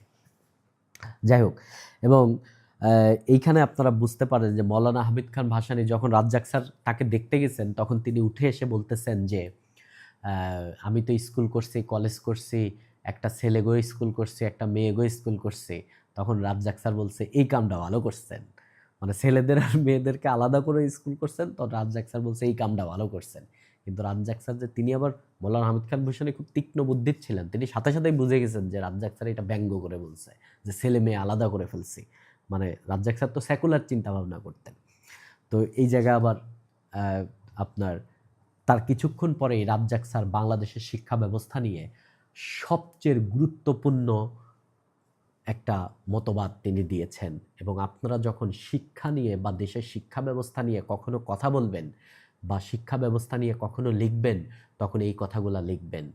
আমরা বাংলাদেশে আপনি দেখেন তো শিক্ষা ব্যবস্থার ক্ষেত্রে আমাদের প্রতিষ্ঠিত হচ্ছে কি বর্তমান সময়ে, কিছুদিন পর দেখবেন ইউনিভার্সিটি প্রতিষ্ঠিত হচ্ছে। আপনার এলাকায় কিছু প্রতিষ্ঠিত হলে কিন্তু কলেজ প্রতিষ্ঠিত হচ্ছে। কিন্তু আমাদের দরকার একটা শক্তিশালী মিডিল স্কুল। মিডিল স্কুল মানে যেখানে আপনি ধরেন এসএসসির আগ পর্যন্ত পড়বেন, প্রাইমারির পর থেকে। শক্তিশালী মিডিল স্কুল। আপনি বলেন বাংলাদেশের শক্তিশালী 10টা আপনি কলেজের নাম বলতে পারবেন এই মুহূর্তে। ধরেন Notre Dame college, Holy Cross college, Saint Joseph college, এরকম আরও ধরেন কি আপনার কাদের মোল্লা কলেজ, রাজশাহী কলেজ, এরকম আপনারা অনেকগুলা কলেজের নাম বলতে পারেন। এরা খুবই নাম করা কলেজ। চিটাগংয়ের মহসিন কলেজ, এইগুলো অনেক নাম করা কলেজ। তারপরে হচ্ছে বগুড়ায় একটা আছে আজিজুল হক কলেজ। এই সমস্ত কলেজের বেশ নাম করা কলেজ। আনন্দমোহন কলেজ, এগুলা খুবই নাম করা কলেজ। কিন্তু আপনাকে যদি এরকম বলা হয় যে বাংলাদেশের এরকম আপনার ধাপে ধাপে কি হয়, সবসময় পিরামিডের উপরে গিয়ে গিয়ে কমতে থাকে। প্রাইমারি স্কুল যদি থাকে দেশে 1 লাখ, মিডিল স্কুল থাকতে হবে 80,000, তার কলেজ থাকতে হবে ধরেন 50,000, তার উপরে এরকম না সংখ্যাটা, এরকমই হওয়া উচিত না সাধারণত। তো আপনি 10টা বাংলাদেশের ভালো ভালো কলেজের নাম বলতে পারবেন, আপনি কি দেশের খুবই নাম করা 10টা এরকম স্কুলের নাম বলতে পারবেন? সো আমাদের মিডিল স্কুলের ক্রাইসিস এইটা। আমি ভাই আমার রিজিয়নের কথা যদি আমি চিন্তা করি, আমি যে জেলায় বড় হয়েছি, আমার টোটাল আশপাশ সম্পর্কে আমি জানি, আমার সমস্ত জেলা আর স্কুল কলেজ সম্পর্কে আমি জানি। সো আমি এই কথায় একমত যে বাংলাদেশে দরকার শক্তিশালী মিডিল স্কুল, অর্থাৎ মাধ্যমিক লেভেলে খুবই উচ্চবর্গীয় শিক্ষকের সান্নিধ্যে তারা যাবে। তারা ভিন্ন রকম একটা মানসিকতা নিয়ে বড় হবে, মনস্তাত্ত্বিক পরিবর্তন তাদের আসবে, এবং সেইখানে তাদের যে জ্ঞান অর্জনের ধরন, এই ধরন চেঞ্জ হয়ে যাবে, এবং এইটা তার সামনে আগায় নিয়ে চলে যাবে। যেমন আমি ধরেন এই আমার স্কুল লাইফে আমি কখনো ইউনিভার্সিটিতে ভর্তি হওয়া বা আপনার কোন ইউনিভার্সিটিতে ভর্তি হতে হবে, কি ভর্তি হবে, ধরেন বুয়েট নামটাই শুনি নাই আমি আমার স্কুল লাইফে। টোটাল ক্লাস 10 চলে গেছে, এগুলো আমরা শুনি নাই। বাট মিডিল স্কুলেই তো এইগুলার থেকে একজন ধারণা পাবে, প্রতিযোগিতা না, ধারণা পাবে যে কি এইটা, কেন এটা আমি এটা করব, কেন আমার একটা মতাদর্শ জেনারেট করে দিবে তারা। তো শক্তিশালী মিডিল স্কুলের পক্ষে বারবার তিনি কথা বলেছেন। এবার আমি একটু কিছু লাইন পড়ে শোনাই। স্যারের শিক্ষা সম্পর্কিত আলোচনা শেষ হলে আমি শেখ মুজিবুর রহমান সম্পর্কে স্যারের মতামত জানতে চাইলাম। তখন শেখ সাহেব বেঁচে আছেন। স্যার একটু নড়েচড়ে বসলেন, তারপর বললেন 1969 থেকে 71 পর্যন্ত শেখ সাহেব যারেই স্পর্শ করছে তার মধ্যে আগুন জ্বালাইয়া দিছেন। এরপরের কথা আমি বলবার পারুম না। আমি ইউনিভার্সিটির কাজে আমি গভর্নমেন্টের কারো লগে দেখা সাক্ষাৎ করি না। 72তে একবার ইউনিভার্সিটির কাজে তার লগে দেখা করতে গেছিলাম। শেখ সাহেব জীবনে অনেক মানুষের লগে মিশছেন, তো আদব লেহাজা ছিল খুব ভালোই। অনেক খাতির করলেন। কথায় কথায় আমি জিগাইলাম, আপনার হাতে তো অহন দেশ চালাইবার ভার, আপনি অপোজিশন রে কি করবেন? অপোজিশন ছাড়া দেশ চালাইবেন কেমনে? জওহরলাল নেহরু ক্ষমতায় বৈশা জয়প্রকাশ নারায়ণ রে কইলেন, তোমরা অপোজিশন পার্টি গইরা তুলো। জয়প্রকাশ নারায়ণ কিন্তু কংগ্রেসেরই লোক ছিলেন। পরবর্তীতে জওহরলাল নেহরুর কথায় তিনি জনতা দল নামে একটা দল গঠন করে, যেটা বিরোধী দলের ভূমিকা পালন করে। যাই হোক, শেখ সাহেব বললেন, আগামী ইলেকশনে অপোজিশন পার্টিগুলা ম্যাক্সিমাম 5টার বেশি সিট পাইব না। আমি একটু আহত হইলাম। কইলাম, আপনি অপোজিশন রে 100 সিট ছাইরা দেবেন না? শেখ সাহেব হাসলেন। আমি চইল্লা আসলাম। ইতিহাস শেখ সাহেবরে স্টেটমেন্ট ওইবার একটা সুযোগ দিছিল, তিনি কামডা কাজে তিনি এইটা কাজে লাগাইবার পারেন নাই। এই যে একটা রাজ্জাক স্যারের একটা দর্শন, যে অপোজিশন ছাড়া, শক্ত অপোজিশন ছাড়া আপনি কখনোই একটা রাজনৈতিক দলের মধ্যে প্রতিযোগিতার ভাব তৈরি হবে না, যে সামনের নির্বাচনেও কিন্তু আমাকে ক্ষমতায় আসতে হবে। একটা রাজনৈতিক, আমরা যখন বাংলাদেশ বিষয়গুলি রিটেনে যায় আপনারা পড়বেন, তখন দেখবেন একটা রাজনৈতিক দলের প্রধান উদ্দেশ্য হচ্ছে ক্ষমতায় যাওয়া। তো যখন একটা রাজনৈতিক দল দেখবে তার সাথে শক্ত অপোজিশন আছে, তিনি যে কোনো আইন পাশ করতে পারবেন না এবং তাকে জনবান্ধব কাজ করতে তিনি বাধ্য হবেন। কোনো ধরনের কোনো নেগেটিভ কাজ করার সাথে সাথেই অপোজিশন চড়াও হয়ে যাবে। কিন্তু অপোজিশন খুবই জরুরি, অপোজিশন খুবই জরুরি। ধরেন ভারতের রাজনীতিতেও এখন দেখেন এত নেগেটিভ ঘটনা ঘটতেছে কেন? কেননা এখন বিজেপি ক্ষমতায়, কিন্তু অপোজিশন কংগ্রেস, তাদের অবস্থা একবারে খারাপ হয়ে গেছে। শক্ত অপোজিশন নাই, শক্ত অপোজিশন নাই। শক্ত অপোজিশন থাকতে হবে রাজনীতিতে। যদি আপনি গণতন্ত্র বলেন, গণতন্ত্রের, আমার দৃষ্টিতে গণতন্ত্রের হৃৎপিণ্ড হচ্ছে শক্ত অপোজিশন, শক্ত অপোজিশন। এবং রাজ্জাক স্যার বলেছে যে আপনি 100টা আসন ছাইরা দেন। এবং 1973 সালে বাংলাদেশের নির্বাচনে কি হয়েছিল, আপনারা আরও ইতিহাস অনেক কিছু পড়লে আপনারা জানতে পারবেন। কিছু বই পড়া যায়, আমি আসলে নাম বলতে এখন আগ্রহী না। ধীরে ধীরে আপনারা বলবেন, পড়বেন, জানবেন, পড়বেন, কোনো সমস্যা নাই। ওকে, এই মিডিল স্কুল নিয়ে রাজ্জাক স্যার একবার দেখা গেছে তিনি চোখের ট্রিটমেন্ট করে সিঙ্গাপুর থেকে আসছেন, বৃদ্ধ হয়ে গেছেন, তারপরেও তিনি ম্যাগনিফাইং গ্লাস দিয়ে তিনি একটা জীর্ণ শীর্ণ বই পড়তেছেন। সেটা হচ্ছে জন অ্যাডামসের রিপোর্ট। 1835 সালে জন অ্যাডামস, এই যে লর্ড বেন্টিংসের আমলে, বাংলাদেশের শিক্ষা ব্যবস্থা নিয়ে একটা রিপোর্ট প্রদান করেছিলেন এবং তার রিপোর্টই ছিল বাংলাদেশে মিডিল স্কুলের অভাব আছে, শক্ত মিডিল স্কুল। এবং এই মিডিল স্কুলটা দেশের জন্য খুবই খুবই খুবই জরুরি।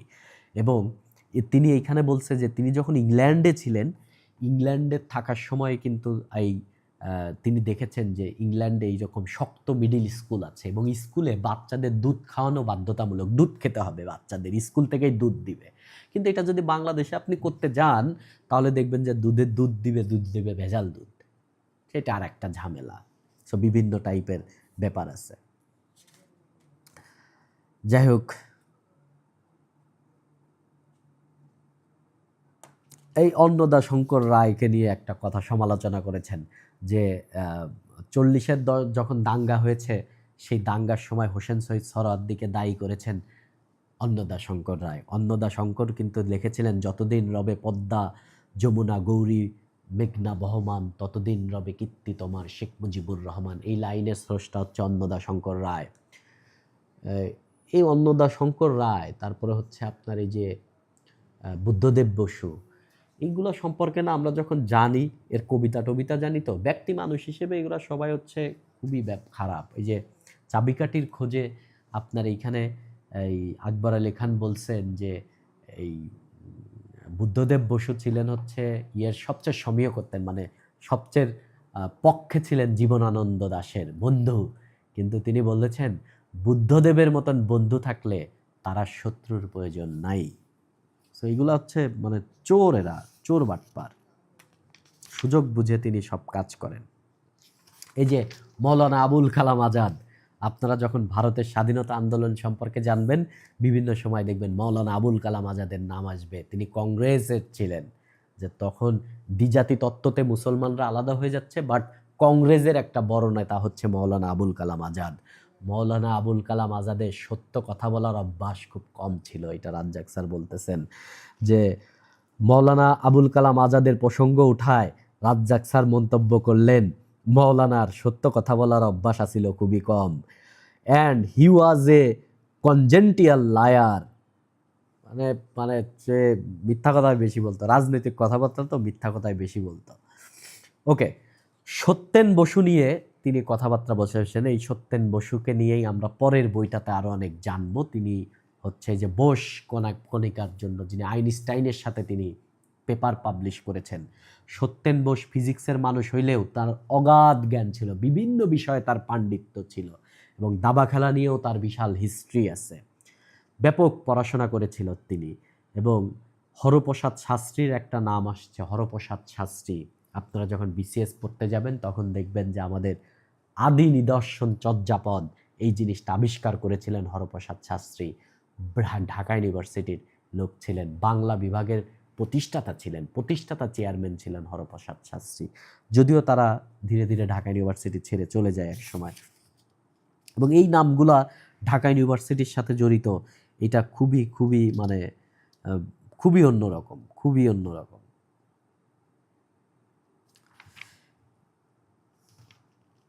এবং ডক্টর দীনেশচন্দ্র সেনের নাম আপনাদের কাছে বারবার বারবার আসবে। ডক্টর দীনেশচন্দ্র সেন, আপনারা ময়মনসিংহ গীতিকার নাম শুনেছেন, ময়মনসিংহ গীতিকা, যে নয়াবাড়ি লইয়ারে বাইন্দা লাগাইল বাইগুন, সেই বাইগুন তুলতে কন্যা জুড়িল কান্দন রে, জুড়িল কান্দন। তারপরে নয়াবাড়ি লইয়া বাইন্দা লাগাইল কচু, সেই কচু বেচ্চা দিয়াম তোমার হাতের বাজু গো, তোমার হাতের বাজু। এই যে এরকম একটা চমৎকার গান আছে ময়মনসিংহ গীতিকার।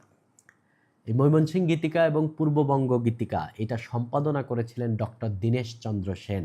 এবং এইগুলা সংগ্রহের পেছনে গীতিকা মানে কি, মানুষের লোক মুখে মুখে যে সমস্ত মানে ছড়া প্রবন্ধ ছিল এইগুলাকেই কালেকশন করেছে মানুষের কাছ থেকে, কাছে গিয়ে গিয়ে চন্দ্রকুমার দে এটা কালেকশন করেছেন। এটা খুবই চাকরির পরীক্ষা বিসিএস এর জন্য খুবই, এই যে এই ডক্টর দীনেশচন্দ্র সেনকে তিনি নিয়ে লিখতেছেন যে, স্যার বললেন, Dinesh Sen was really a great man. একদিক এদিক সেদিক কিছু ব্যাপার আছে, তারপরেও তার যখন অসুখ হয়েছিল চিকিৎসার জন্য ডাক্তার বিধান রায়কে ডাকছিলেন। বিধান রায় ফিস দাবি করেছিলেন 2000 টাকা। তার পরিবারের তরফ থেকে বিধান রায়কে জানানো হইল 2000 টাকা ফিস দিয়ে চিকিৎসা করানোর সাধ্য তাদের নাই। তারপর স্যার নীলরতনকে ডাইকে আনলেন। নীলরতন দেখলেন, তার কাছ থেকে চাওয়া হইল যে, তার কাছে জানতে চাওয়া হইল ফিজ কত দিতে হইব। স্যার নীলরতন কইলেন, বাঙালি জাতির তো দীনেশ সেনের কাছে কিছু ঋণ আছে, ফিসের কথা উঠবো কেন। এখানে দেখেন যে দীনেশচন্দ্র দুইটা জিনিস ফুটে তুলছে, যে একজন ডাক্তার, দুইজন ডাক্তারের মধ্যে পার্থক্য দেখানো হয়েছে, এবং দীনেশচন্দ্র সেন তিনি বাংলা সাহিত্যের জন্য এত কিছু কাজ করলেও ফিনান্সিয়ালি এই লোকটা অত বেশি অ্যাক্টিভ ছিলেন না। জওহরলাল নেহেরুকে নিয়ে বলতেছেন, জওহরলাল নেহেরু হিন্দি বলতে পারত, হিন্দি কিন্তু পড়তে পারত না।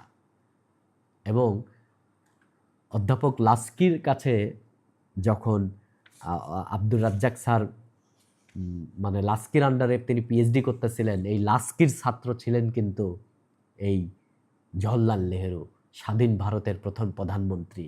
এবং লাস্কি কিন্তু বারবার বলতো যে তুমি জওহরলাল নেহেরু হতে পারবা। কিন্তু লাস্কিকে একবার বলেছিল যে, স্যার আমি মোহাম্মদ আলী জিন্নার ভক্ত এবং আমি মুসলিম লীগের লোক। এবং সেটা কেন, সেটা আমি আপনাকে বলেছি, এটা 47-এর মানে দেশভাগের আগের কথা আর কি।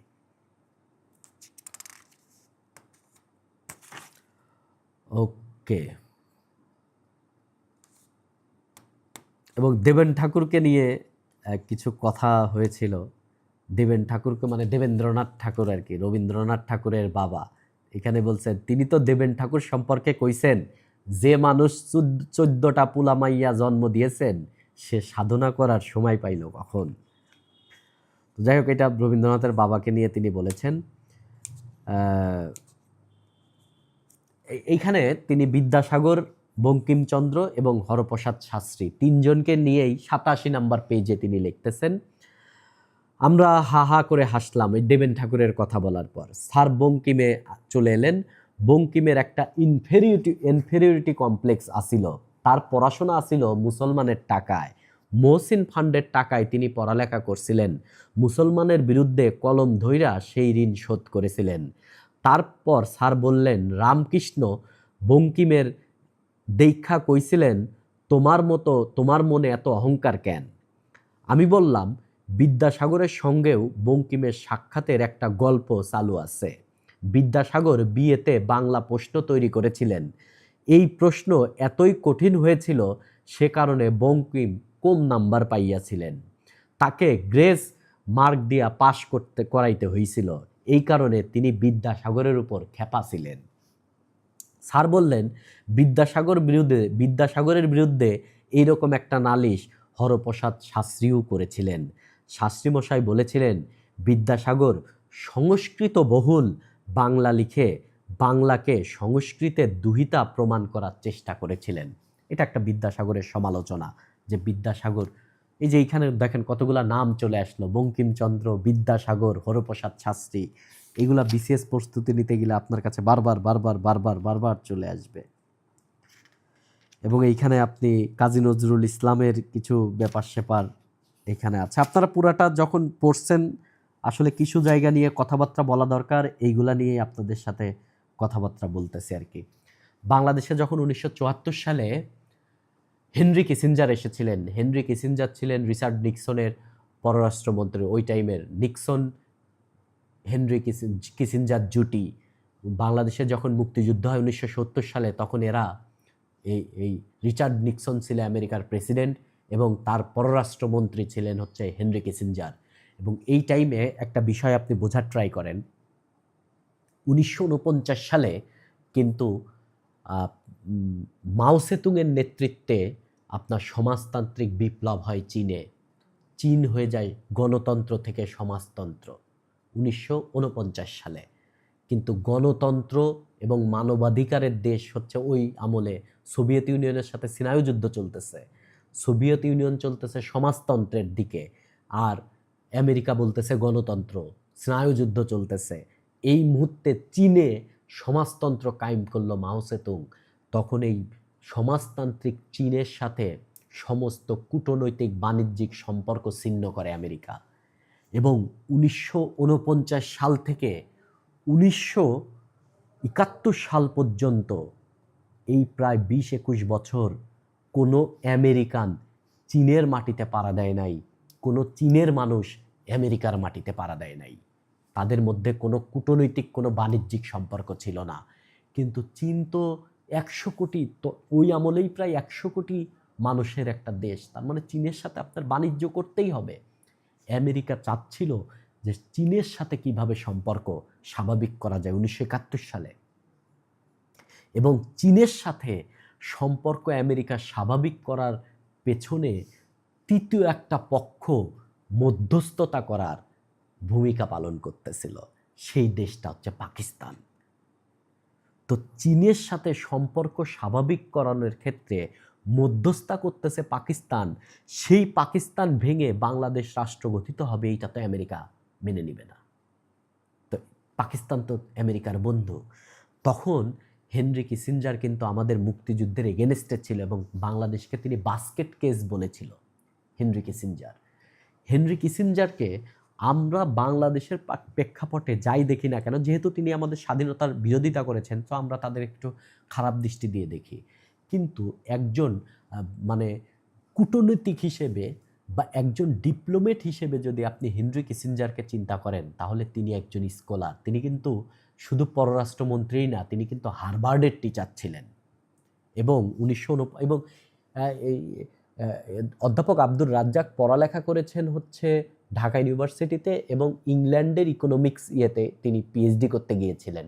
কিন্তু হার্ভার্ডে হেনরি কিসিঞ্জারের সাথে তার কিভাবে মিলমিশ হলো, এইটা নিয়ে ধরেন এই যে কিসিঞ্জার পার্টে আমি লিখেছি, এখানে এই নোটের মধ্যে আপনি পাবেন অধ্যাপক আব্দুর রাজ্জাক কিন্তু 1959 সালের দিকে তিনি হার্ভার্ডে গিয়েছিলেন এবং হার্ভার্ডে তিনি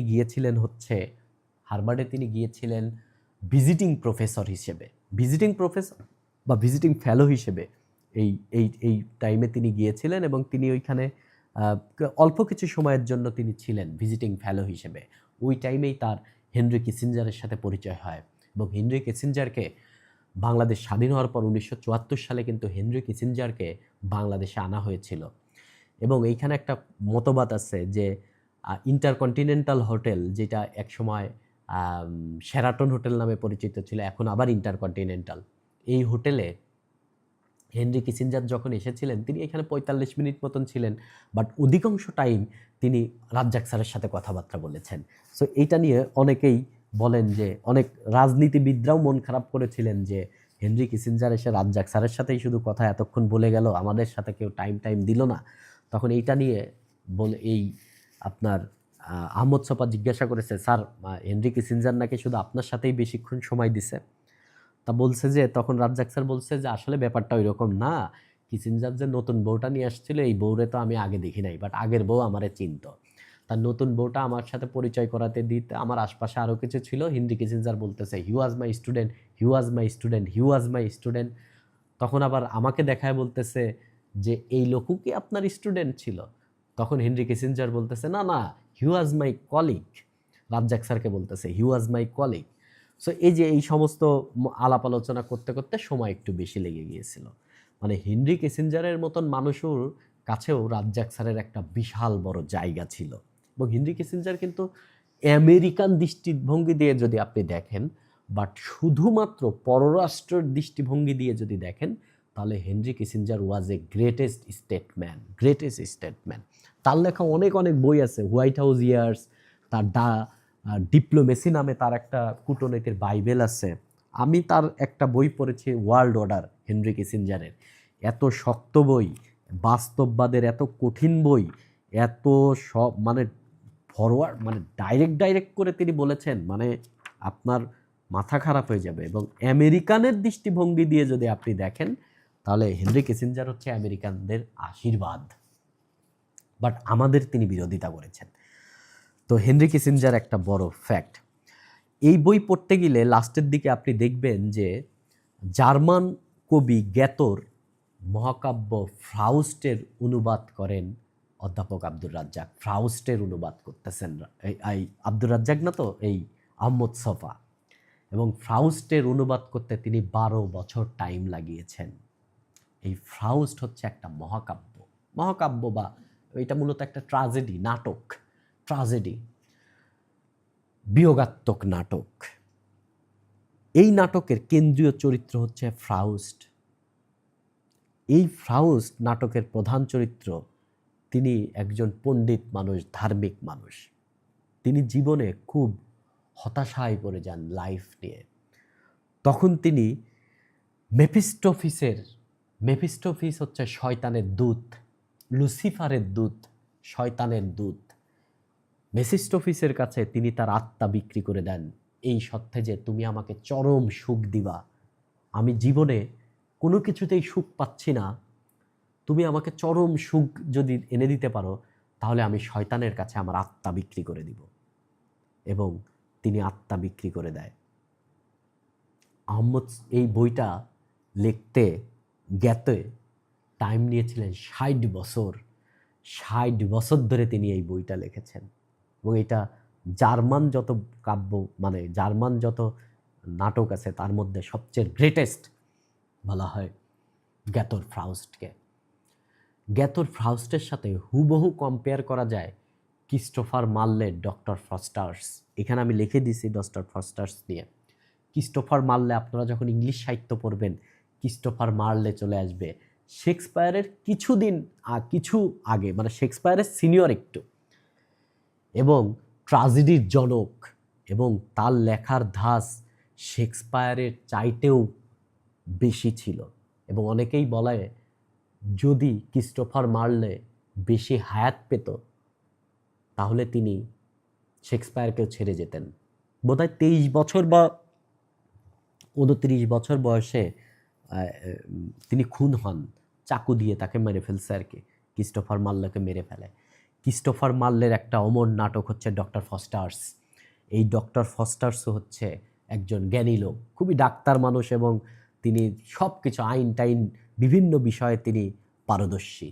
কিন্তু হঠাৎ করে তার ব্ল্যাক ম্যাজিক জাদুবিদ্যা শেখার ইচ্ছা হয়, এবং ওই যে তিনি একই লোকের মেসোস্টফিস, এই লুসিফারের যে দূত, তাকে তিনি হাজির করেন এবং তিনি বলেন যে লুসিফারকে বলো তিনি যদি আমাকে এই ব্ল্যাক ম্যাজিকের অমর জ্ঞান দান করে তাহলে আমি আমার আত্মাকে তার কাছে বেচে দিব। পরে 24 বছরের জন্য তিনি এই বলে যে 24 বছর তুমি এইটা প্র্যাকটিস করবা, এরপরে তোমার আত্মা লুসিফারকে দিয়ে দিতে হবে, ডিল হয়ে যায়। এই ডিল যখন হয় তখন শেষের দিকে তিনি অনেক ম্যাজিক করেন, বিভিন্ন ম্যাজিক করেন, বিভিন্ন রাজাদেরকে ম্যাজিক দেখায় পাগল করে দেন। তার চেয়ে বড়, ডক্টর ফস্টার্সের চেয়ে বড় আর কোনো ম্যাজিশিয়ান পৃথিবীতে নাই। কিন্তু শেষের দিকে তিনি বুঝতে পারেন যে কিছুদিনের মধ্যেই আমাকে তো শয়তান এসে আমাকে মেরে ফেলবে, আমার আত্মা নিয়ে যাবে। তখন তিনি একবারে ভুল বুঝতে পারেন এবং মানে খুবই হতাশ হয়ে যান, এবং তিনি তার ম্যাজিক দিয়ে ট্রয় নগরীর সবচেয়ে সুন্দরী যে ছিল হেলেনকে হাজির করেন এই তার ম্যাজিক দিয়ে। এবং তিনি একটা ডায়লগ দেন, ডক্টর ফস্টার্সের সবচেয়ে বিখ্যাত ডায়লগ, O sweet Helen make me immortal with a kiss. এবং হেলেনের কাছে তিনি প্রার্থনা করেন যে make me immortal with a kiss. But এই যে তিনি বুঝতে পারেন যে তাই ভুল করছেন আর কি। পরবর্তীতে মেসিস্টোফিস তার আত্মা, ডক্টর ফস্টার্সের আত্মা লুসিফারের কাছে মানে শয়তানের কাছে নিয়ে যায় আর কি। তো এই এই কিছুক্ষণ পরেই আপনি দেখবেন যে রাজ্জাক বারবার বলতেছে যে আপনার এই ফাউস্টের কথা আসতেছে। ফাউস্ট নাটকের তিনি অনুবাদ করছেন। পরে জার্মান এম্বাসির অর্থায়নে এটা পাবলিশ হয়, এবং এই পাবলিশের পেছনেও কিছু ঘটনা টথনা তিনি বলছেন। ভারতচন্দ্র রায়গুণাকার এবং মুসলমান কবিদের, ভারতচন্দ্র রায়গুণাকার একটা বিশাল জায়গা আর কি। এবং একবারে ধরেন বই পড়তে গেলে আপনি কিভাবে জানবেন, ধরেন একটা সময় সৈয়দ আলী হাসানকে নিয়ে কথাবার্তা হয়েছে, বলেছেন স্যারের কথা মতো আমি একবার সৈয়দ আলী হাসানের সঙ্গে দেখা করতে গেলাম, তখন তিনি জিয়াউর রহমান সাহেবের উপদেষ্টা। এই যে আপনি বুঝলেন যে কবি সৈয়দ আলী হাসান তিনি কিন্তু আমাদের জাতীয় সঙ্গীতের ইংলিশ অনুবাদ করেছিলেন। স্যারের কথা মতো আমি একবার সৈয়দ আলী হাসানের সঙ্গে দেখা করতে গেলাম, তখন তিনি জিয়াউর রহমান সাহেবের উপদেষ্টা। তার মানে আপনি বুঝলেন যে জিয়াউর রহমান সাহেবের সাথে মানে তদানীন্তন রাষ্ট্রপতি জিয়াউর রহমানের সাথে সৈয়দ আলী হাসানের একটা সম্পর্ক ছিল। তার মানে আপনি কিন্তু এটা দিয়ে বুঝতে পারবেন যে everybody is political. So Ali হাসানের পলিটিক্যাল দর্শন কি ছিল, এবং কখন আলী হাসান থেকে প্রশ্ন আসার চান্স অনেক বেশি থাকবে, এই যে একটা জ্ঞান আপনি মানে এটা একটা ব্যাপার যে কোন কবিকে নিয়ে প্রশ্ন আসার চান্স বেশি, তার একটা ব্যাপার আপনি এই এক লাইনের মধ্য থেকে আপনি জেনে গেলেন যে কখন সরকার কে থাকলে কাকে নিয়ে কে আসবে। মুনির চৌধুরীকে নিয়ে সে এক সময় বর্ণনা করেছেন ঢাকা ইউনিভার্সিটিতে। আসলে মুনির চৌধুরীর মতন মানুষ হয় না, অ্যাকচুয়ালি মুনির চৌধুরীর মতন মানুষ হয় না। একটা এখন এইখানে কিন্তু বলছে যে যে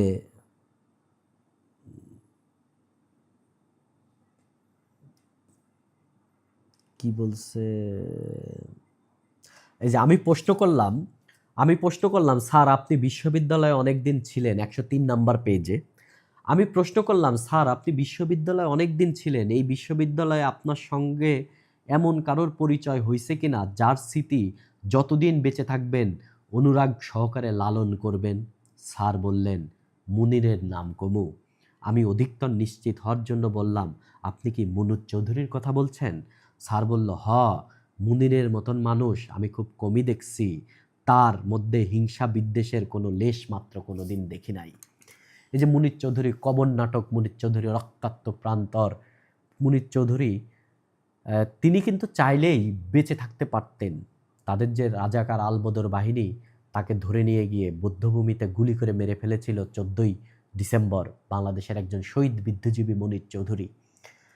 এই মুনীর চৌধুরী আপনার চাইলেই তিনি লুকিয়ে বেঁচে থাকতে পারতেন, কিন্তু মুনীর চৌধুরী কিন্তু অধ্যাপক আব্দুর রাজ্জাক স্যারের একজন বড় শিষ্য ছিলেন, এবং এটার জন্য মুনীর চৌধুরীর বইয়ের সাথে মুনীর চৌধুরীর মাঝে মধ্যে গ্যাঞ্জাম হতো, ঝামেলা হতো। রাজ্জাক স্যার তো চিরকুমার ছিল, কখনো বিয়ে করেন নাই। তো মুনীর চৌধুরী যখন রাজ্জাক স্যারের ওইখানে বেশি টাইম দিচ্ছে, তার মানে বউকে বেশি টাইম দিচ্ছে না, খুব স্বাভাবিক বাঙালি নারী, তো বউকে বেশি টাইম দিচ্ছে না, বউ মাঝে মধ্যে ঝগড়া ফেসাদ করে। তো এক পর্যায়ে বউ নাকি বলছিল যে তুমি যদি রাজ্জাক স্যারের এই করবা তাহলে তুমি রাজ্জাক স্যারের মতোই থাকতে, তুমি বিয়ে করছো কেন? বিয়ে করার তো তোমার দরকার ছিল না, তো তুমি রাজ্জাক স্যারের মতো সন্ন্যাস গ্রহণ করতে।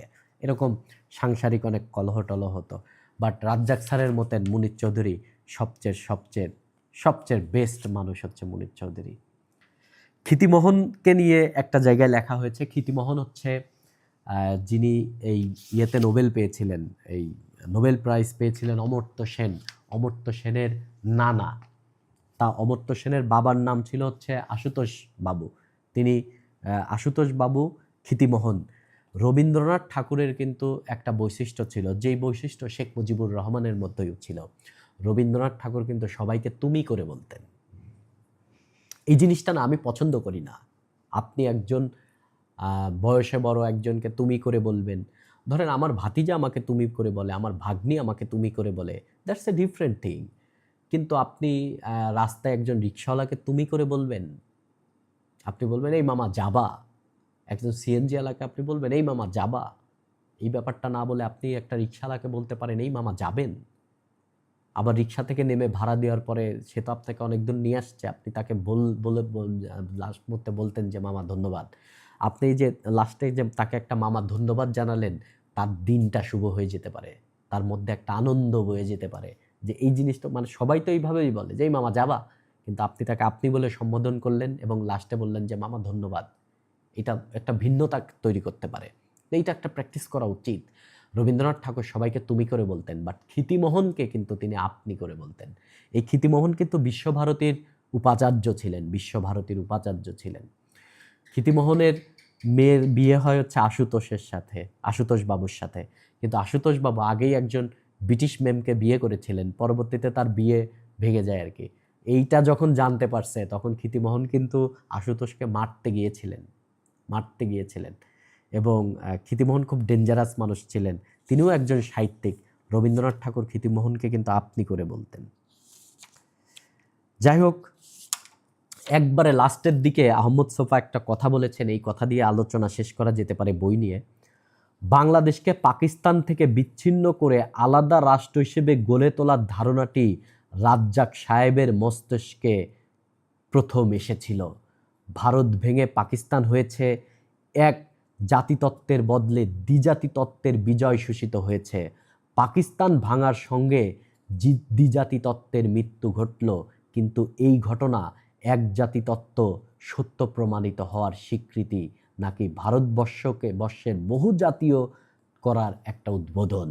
এটা বাট প্রথম লাইনটা আমি আবার বলতে চাই, বাংলাদেশকে পাকিস্তান থেকে বিচ্ছিন্ন করে আলাদা রাষ্ট্র গড়ে তোলার ধারণাটিও রাজ্জাক সাহেবের মস্তক থেকে এসেছিল। এবং 1969 সালে পর্যন্ত বাংলাদেশে কিন্তু স্বাধীনতার কথা, যে পূর্ণ স্বাধীনতা লাগবে, এই কথা কোনো বুদ্ধিজীবী খুবই স্ট্রংলি কেউ কোনোদিন বলে নাই, খুবই স্ট্রংলি বলে নাই। স্বায়ত্ত শাসনের কথা বলছে।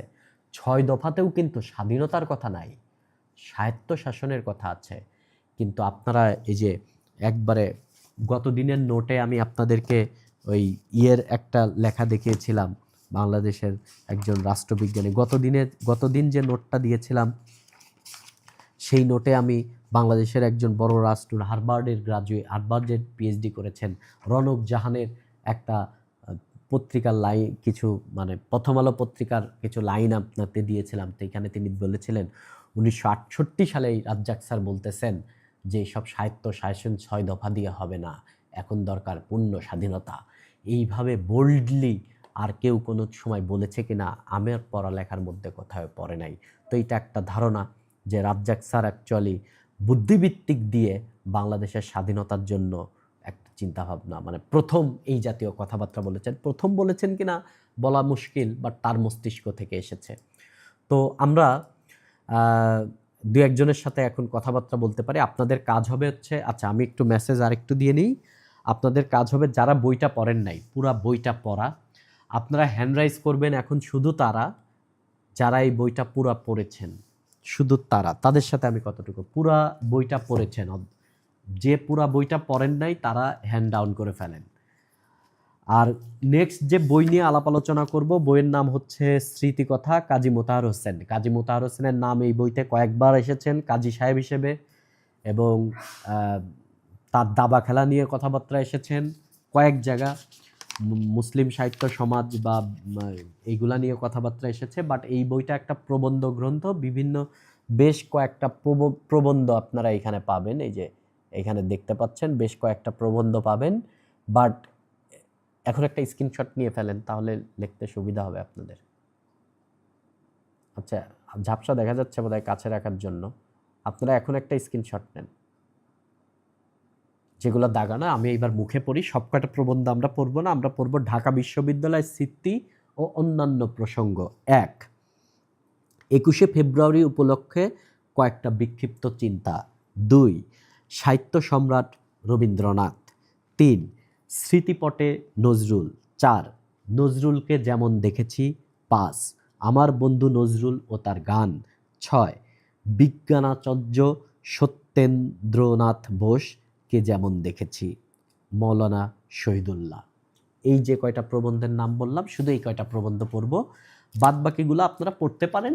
বাট আমরা যে জন্য আমাদের নলেজ গেদার করতেছি তার জন্য এত কিছু লাগবে না আর কি। কেননা কাজী মোতাহার হোসেনের ছোটবেলা বা কুষ্টিয়ার স্মৃতি, তার এই সমস্ত বিষয় আমাদের না জানলেও চলবে আর কি। সো এইটা আপনারা যে কয়জন হ্যান্ড রেইজ করেছেন আমি আশা করি আপনারা সবাই পড়েছেন। এর মধ্যে 2-1 জনের সাথে আমি কথা বলবো। সুলতানা ইসলাম রাজিয়া, আপনি কথা বলেন তো। সুলতানা ইসলাম রাজিয়া, হ্যাঁ নাম ঠিক আছে।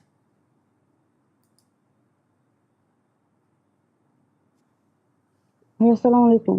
ওয়ালাইকুম আসসালাম। আপনি কি এবারই প্রথম এই বইটা পুরাটা পড়লেন? ভাইয়া আমি শুরুর দিকে কয়েক মাস আগে অর্ধেক পড়েছিলাম, পরে কোর্সে ভর্তি হওয়ার পরে পুরোটাই পড়ে নিয়েছি। ওকে।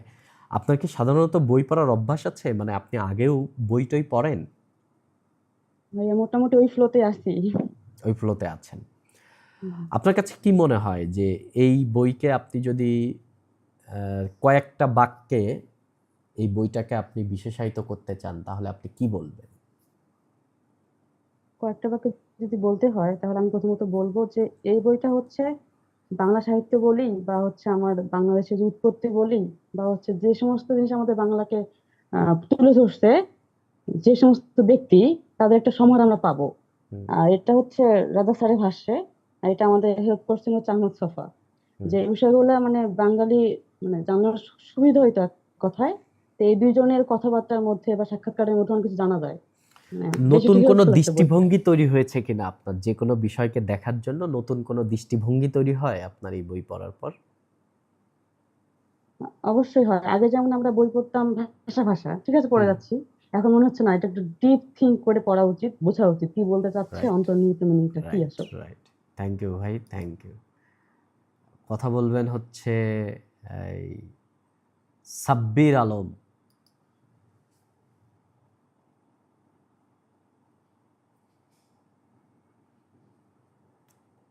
এমডি সাব্বির আলম।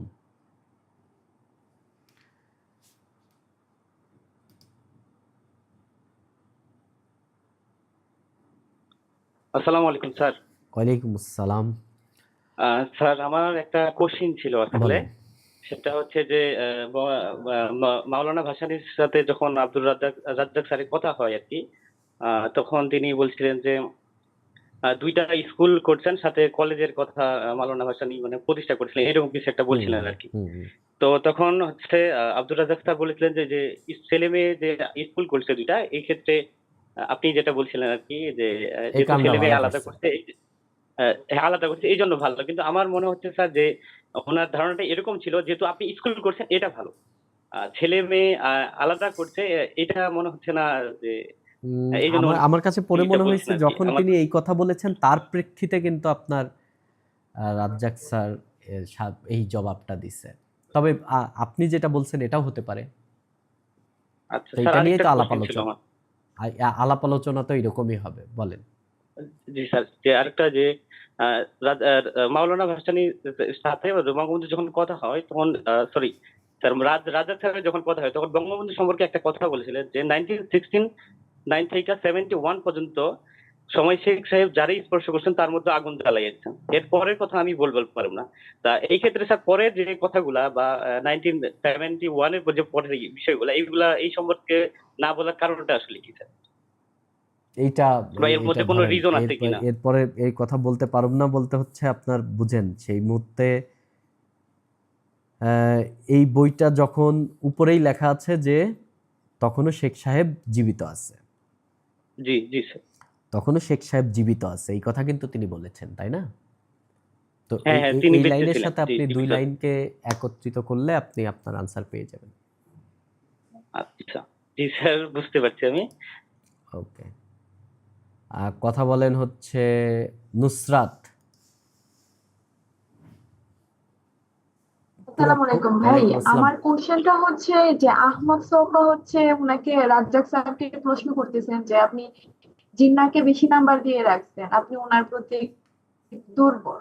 হুম। তো মানে উনি কেন হচ্ছে গিয়ে মিস্টার জিন্নাহকে এত বেশি ওন করতেন বা মানে ভালো একটা এটা হচ্ছে সাইড নিয়ে যখন রাখতেন? যখন পাকিস্তান ভাগ হয় আর কি, মানে ভারত ভাগ হয়ে পাকিস্তান রাষ্ট্র তৈরি হয়, এই টাইমে কিন্তু মানে পুরা পাকিস্তান যেন না হয়, মানে পুরা ভারত যেন ভাগ না হয়, এই জন্য কিন্তু ব্রিটিশরাও এই তৎপরতা চালিয়েছে। এবং এই তৎপরতা কংগ্রেসের সবাই, মহাত্মা গান্ধী থেকে শুরু করে সবাই এই কাজটা করেছেন। কিন্তু ভারতকে ভাগ করার জন্য খুবই অ্যাডামেন্ট হিসেবে যিনি ছিলেন তিনি হচ্ছে জিন্নাহ। এবং জিন্নাহ সম্পর্কে আমার আসলে খুব বেশি পড়ালেখা নাই, তবে মানে কাউকে খুবই জাতিগত শত্রু হিসেবে না জেনে তার বিষয়ে আসলে পড়ালেখা করা, যে কোনো শত্রুকে নিয়েও পড়ালেখা করা উচিত, বন্ধুকে নিয়েও পড়ালেখা করা উচিত। সো আমাদের এই হ্যাবিটটা নাই। তো তবে আমি খুবই দুঃখিত যে মানে মোহাম্মদ আলী জিন্নাহকে নিয়ে আমার খুব বেশি পড়ালেখা নাই। তবে দেশ ভাগ হওয়ার পরে তিনি বেশি দিন বেঁচে ছিলেন না, যেহেতু বেশি দিন বেঁচে ছিলেন না, তো আমরা তো ইতিহাস আসলে দেশ ভাগের পর থেকে বেশি জানি, সেই জন্য আমরা আসলে জিন্নাহকে নিয়ে তেমন বেশি কিছু জানি না। তবে রাজ্জাক স্যার যেহেতু পাকিস্তানের পক্ষে ছিলেন 47-এর আগে, আর জিন্নাহ একমাত্র তখন পাকিস্তান সৃষ্টির ব্যাপারে খুবই অ্যাডামেন্ট ছিলেন, এবং এই জন্য হয়তোবা তিনি, আমার দৃষ্টিতে এই জন্য হয়তোবা রাজ্জাক স্যার জিন্নাহর প্রতি একটু বেশি ছিলেন। যে আরেকটা কোশ্চেন হচ্ছে যে উনি তো অনেক বেশি জ্ঞান অর্জন করতেন, মানে অনেক বেশি ভালো ভালো মানুষের সাথে মিশতেন। তো দেখা গেল যে উনি একটা মৌলিক বইও লিখে যাননি, আর হুম। হচ্ছে সংসার ধর্ম এগুলাও হচ্ছে নিজের করার নাই। তো মানে যারা বেশি জ্ঞানী বা জ্ঞান অর্জনের দিকে ইনভলভ থাকে ওনারা কি আসলে মানে সন্ন্যাস বা না না, একাকিত্বে বেশি এটা এটা এটা স্বাচ্ছন্দ্য এটা বোধ না, করে এটা না, কিনা? এটা না, এটা এটা একবারে ভুল ধারণা, এটা একবারে ভুল ধারণা। একটা মুভি আছে বিউটিফুল মাইন্ড, রাসেল ক্রো এই মুভিতে অভিনয় করেছে, জন ন্যাশকে নিয়ে কাহিনী। জন ন্যাশ নোবেল পুরস্কার পেয়েছিলেন, যদিও মুভিতে জন ন্যাশের ফ্যামিলি লাইফটাকে একটু নেগেটিভলি দেখানো হয়েছে। আমি একটা উদাহরণ দিলাম, জন ন্যাশ তিনি তার ওয়াইফকে খুবই ভালোবাসতেন এবং তাদের একটা বাচ্চাও ছিল, সংসার ধর্ম ছিল। এবং জন ন্যাশ কিন্তু আপনার মানে নাম্বার থিওরিতে প্রচুর কাজ করেছেন। জন ন্যাশের কাজ অন্যরকম আর কি, তিনি একজন খুবই বড় সায়েন্টিস্ট। তো জন ন্যাশ তার নোবেল পুরস্কার বক্তব্যতেও তিনি বলেছিলেন যে তার আজকের এই জায়গায় আসার পেছনে তার বিশ্বের সবচেয়ে সুন্দরী মেয়ে, তার ওয়াইফের ভূমিকা সবচেয়ে বেশি। তো এইখান থেকে আমরা বুঝতে পারি যে ধরেন এক দুইজন আছেন যারা এরকম সন্ন্যাস ভাব গ্রহণ করেন, বা মানে পারিবারিক এই ইয়েতে যেতে চান না। বাট আমার কাছে মনে হয় যে আপনি যদি খুব চমৎকার একজন লাইফ পার্টনার পান, আপনার জ্ঞান অর্জন ভালো হবে আর কি। এটা আমার দৃষ্টি আর কি। আর আপনি কি পুরা বইটা পড়েছেন নুসরাত? পুরা বইটা পড়ে আপনার কাছে কি মনে হয়েছে যে এই বইটা কি আসলেই পড়া উচিত কিনা? হ্যাঁ, আমি হচ্ছে বলতে গেলে আগে এরকম বই পড়ি নাই, তো যেটা পড়লাম, পড়ার পর অনেক চিন্তা ভাবনা বিকশিত হয়েছে। স্পেশালি বঙ্কিম, ওনাদের ধারণা, আমার যে ধারণা ছিল ওনাদের প্রতি, যে মানে অনেকটা ভালো রকমের, তো এই চিন্তাগুলো একটু না না, চেঞ্জ। আমরা কিন্তু এই বইয়ের সবকিছু সত্য মেনে নিব না। আমরা কোনো কিছুই সত্য মেনে নিব না। আমরা জানলাম বিভিন্ন অ্যাঙ্গেল থেকে। ধরেন সত্য কিন্তু কখনো একটা না, সত্য অনেক। কখনোই সত্য একটা না, সত্য অনেক। ধরেন আপনি আমাকে দেখতেছেন যে আমি কালো টি শার্ট পরে আছি, এটা সত্য। ধরেন আমার বাসায় যদি একজন থাকে, সে দেখতে পাবে যে আমি লুঙ্গি পরে বসে আছি, এটাও সত্য। তো সত্য একটা না, সত্য অনেক। তো বিভিন্ন দিক থেকে আমরা যখন জানবো বিভিন্ন, আবার কোনো একজনের লেখায় আপনি কখনো বঙ্কিমের কিছু বিষয় পাবেন, এবং সেই বিষয়ের সাথে যদি এই বিষয়টা রিলেটেড হয়ে যায়, যে দুইজন দুই অ্যাঙ্গেল থেকে একই কথা বলতেছে, তখন আপনি বলবেন যে দ্যাট ওয়াজ রাইট।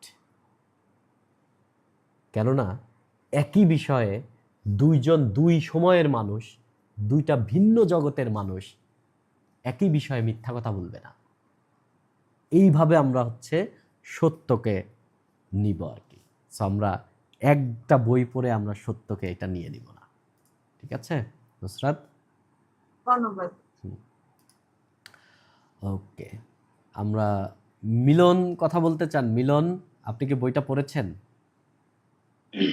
আসসালামু আলাইকুম স্যার। ওয়ালাইকুম আসসালাম। বইটা পড়েছেন ভাই? জি স্যার, আলহামদুলিল্লাহ আমি সম্পূর্ণ পড়ছি। স্যার, আপনার কাছে বইটা বই পড়ে পড়ে যেটা মনে আমার, কি আপনাকে আমি একটা কোশ্চেন করি। জি স্যার। আমি চ্যাটও ওপেন করে দিচ্ছি, সবাই এখন লিখতেও পারবেন। আপনারা চাইলে এখন লিখতেও পারেন। আপনাদের কাছে আমার প্রশ্ন, 10টা ভিডিও ব্লগ দেখা,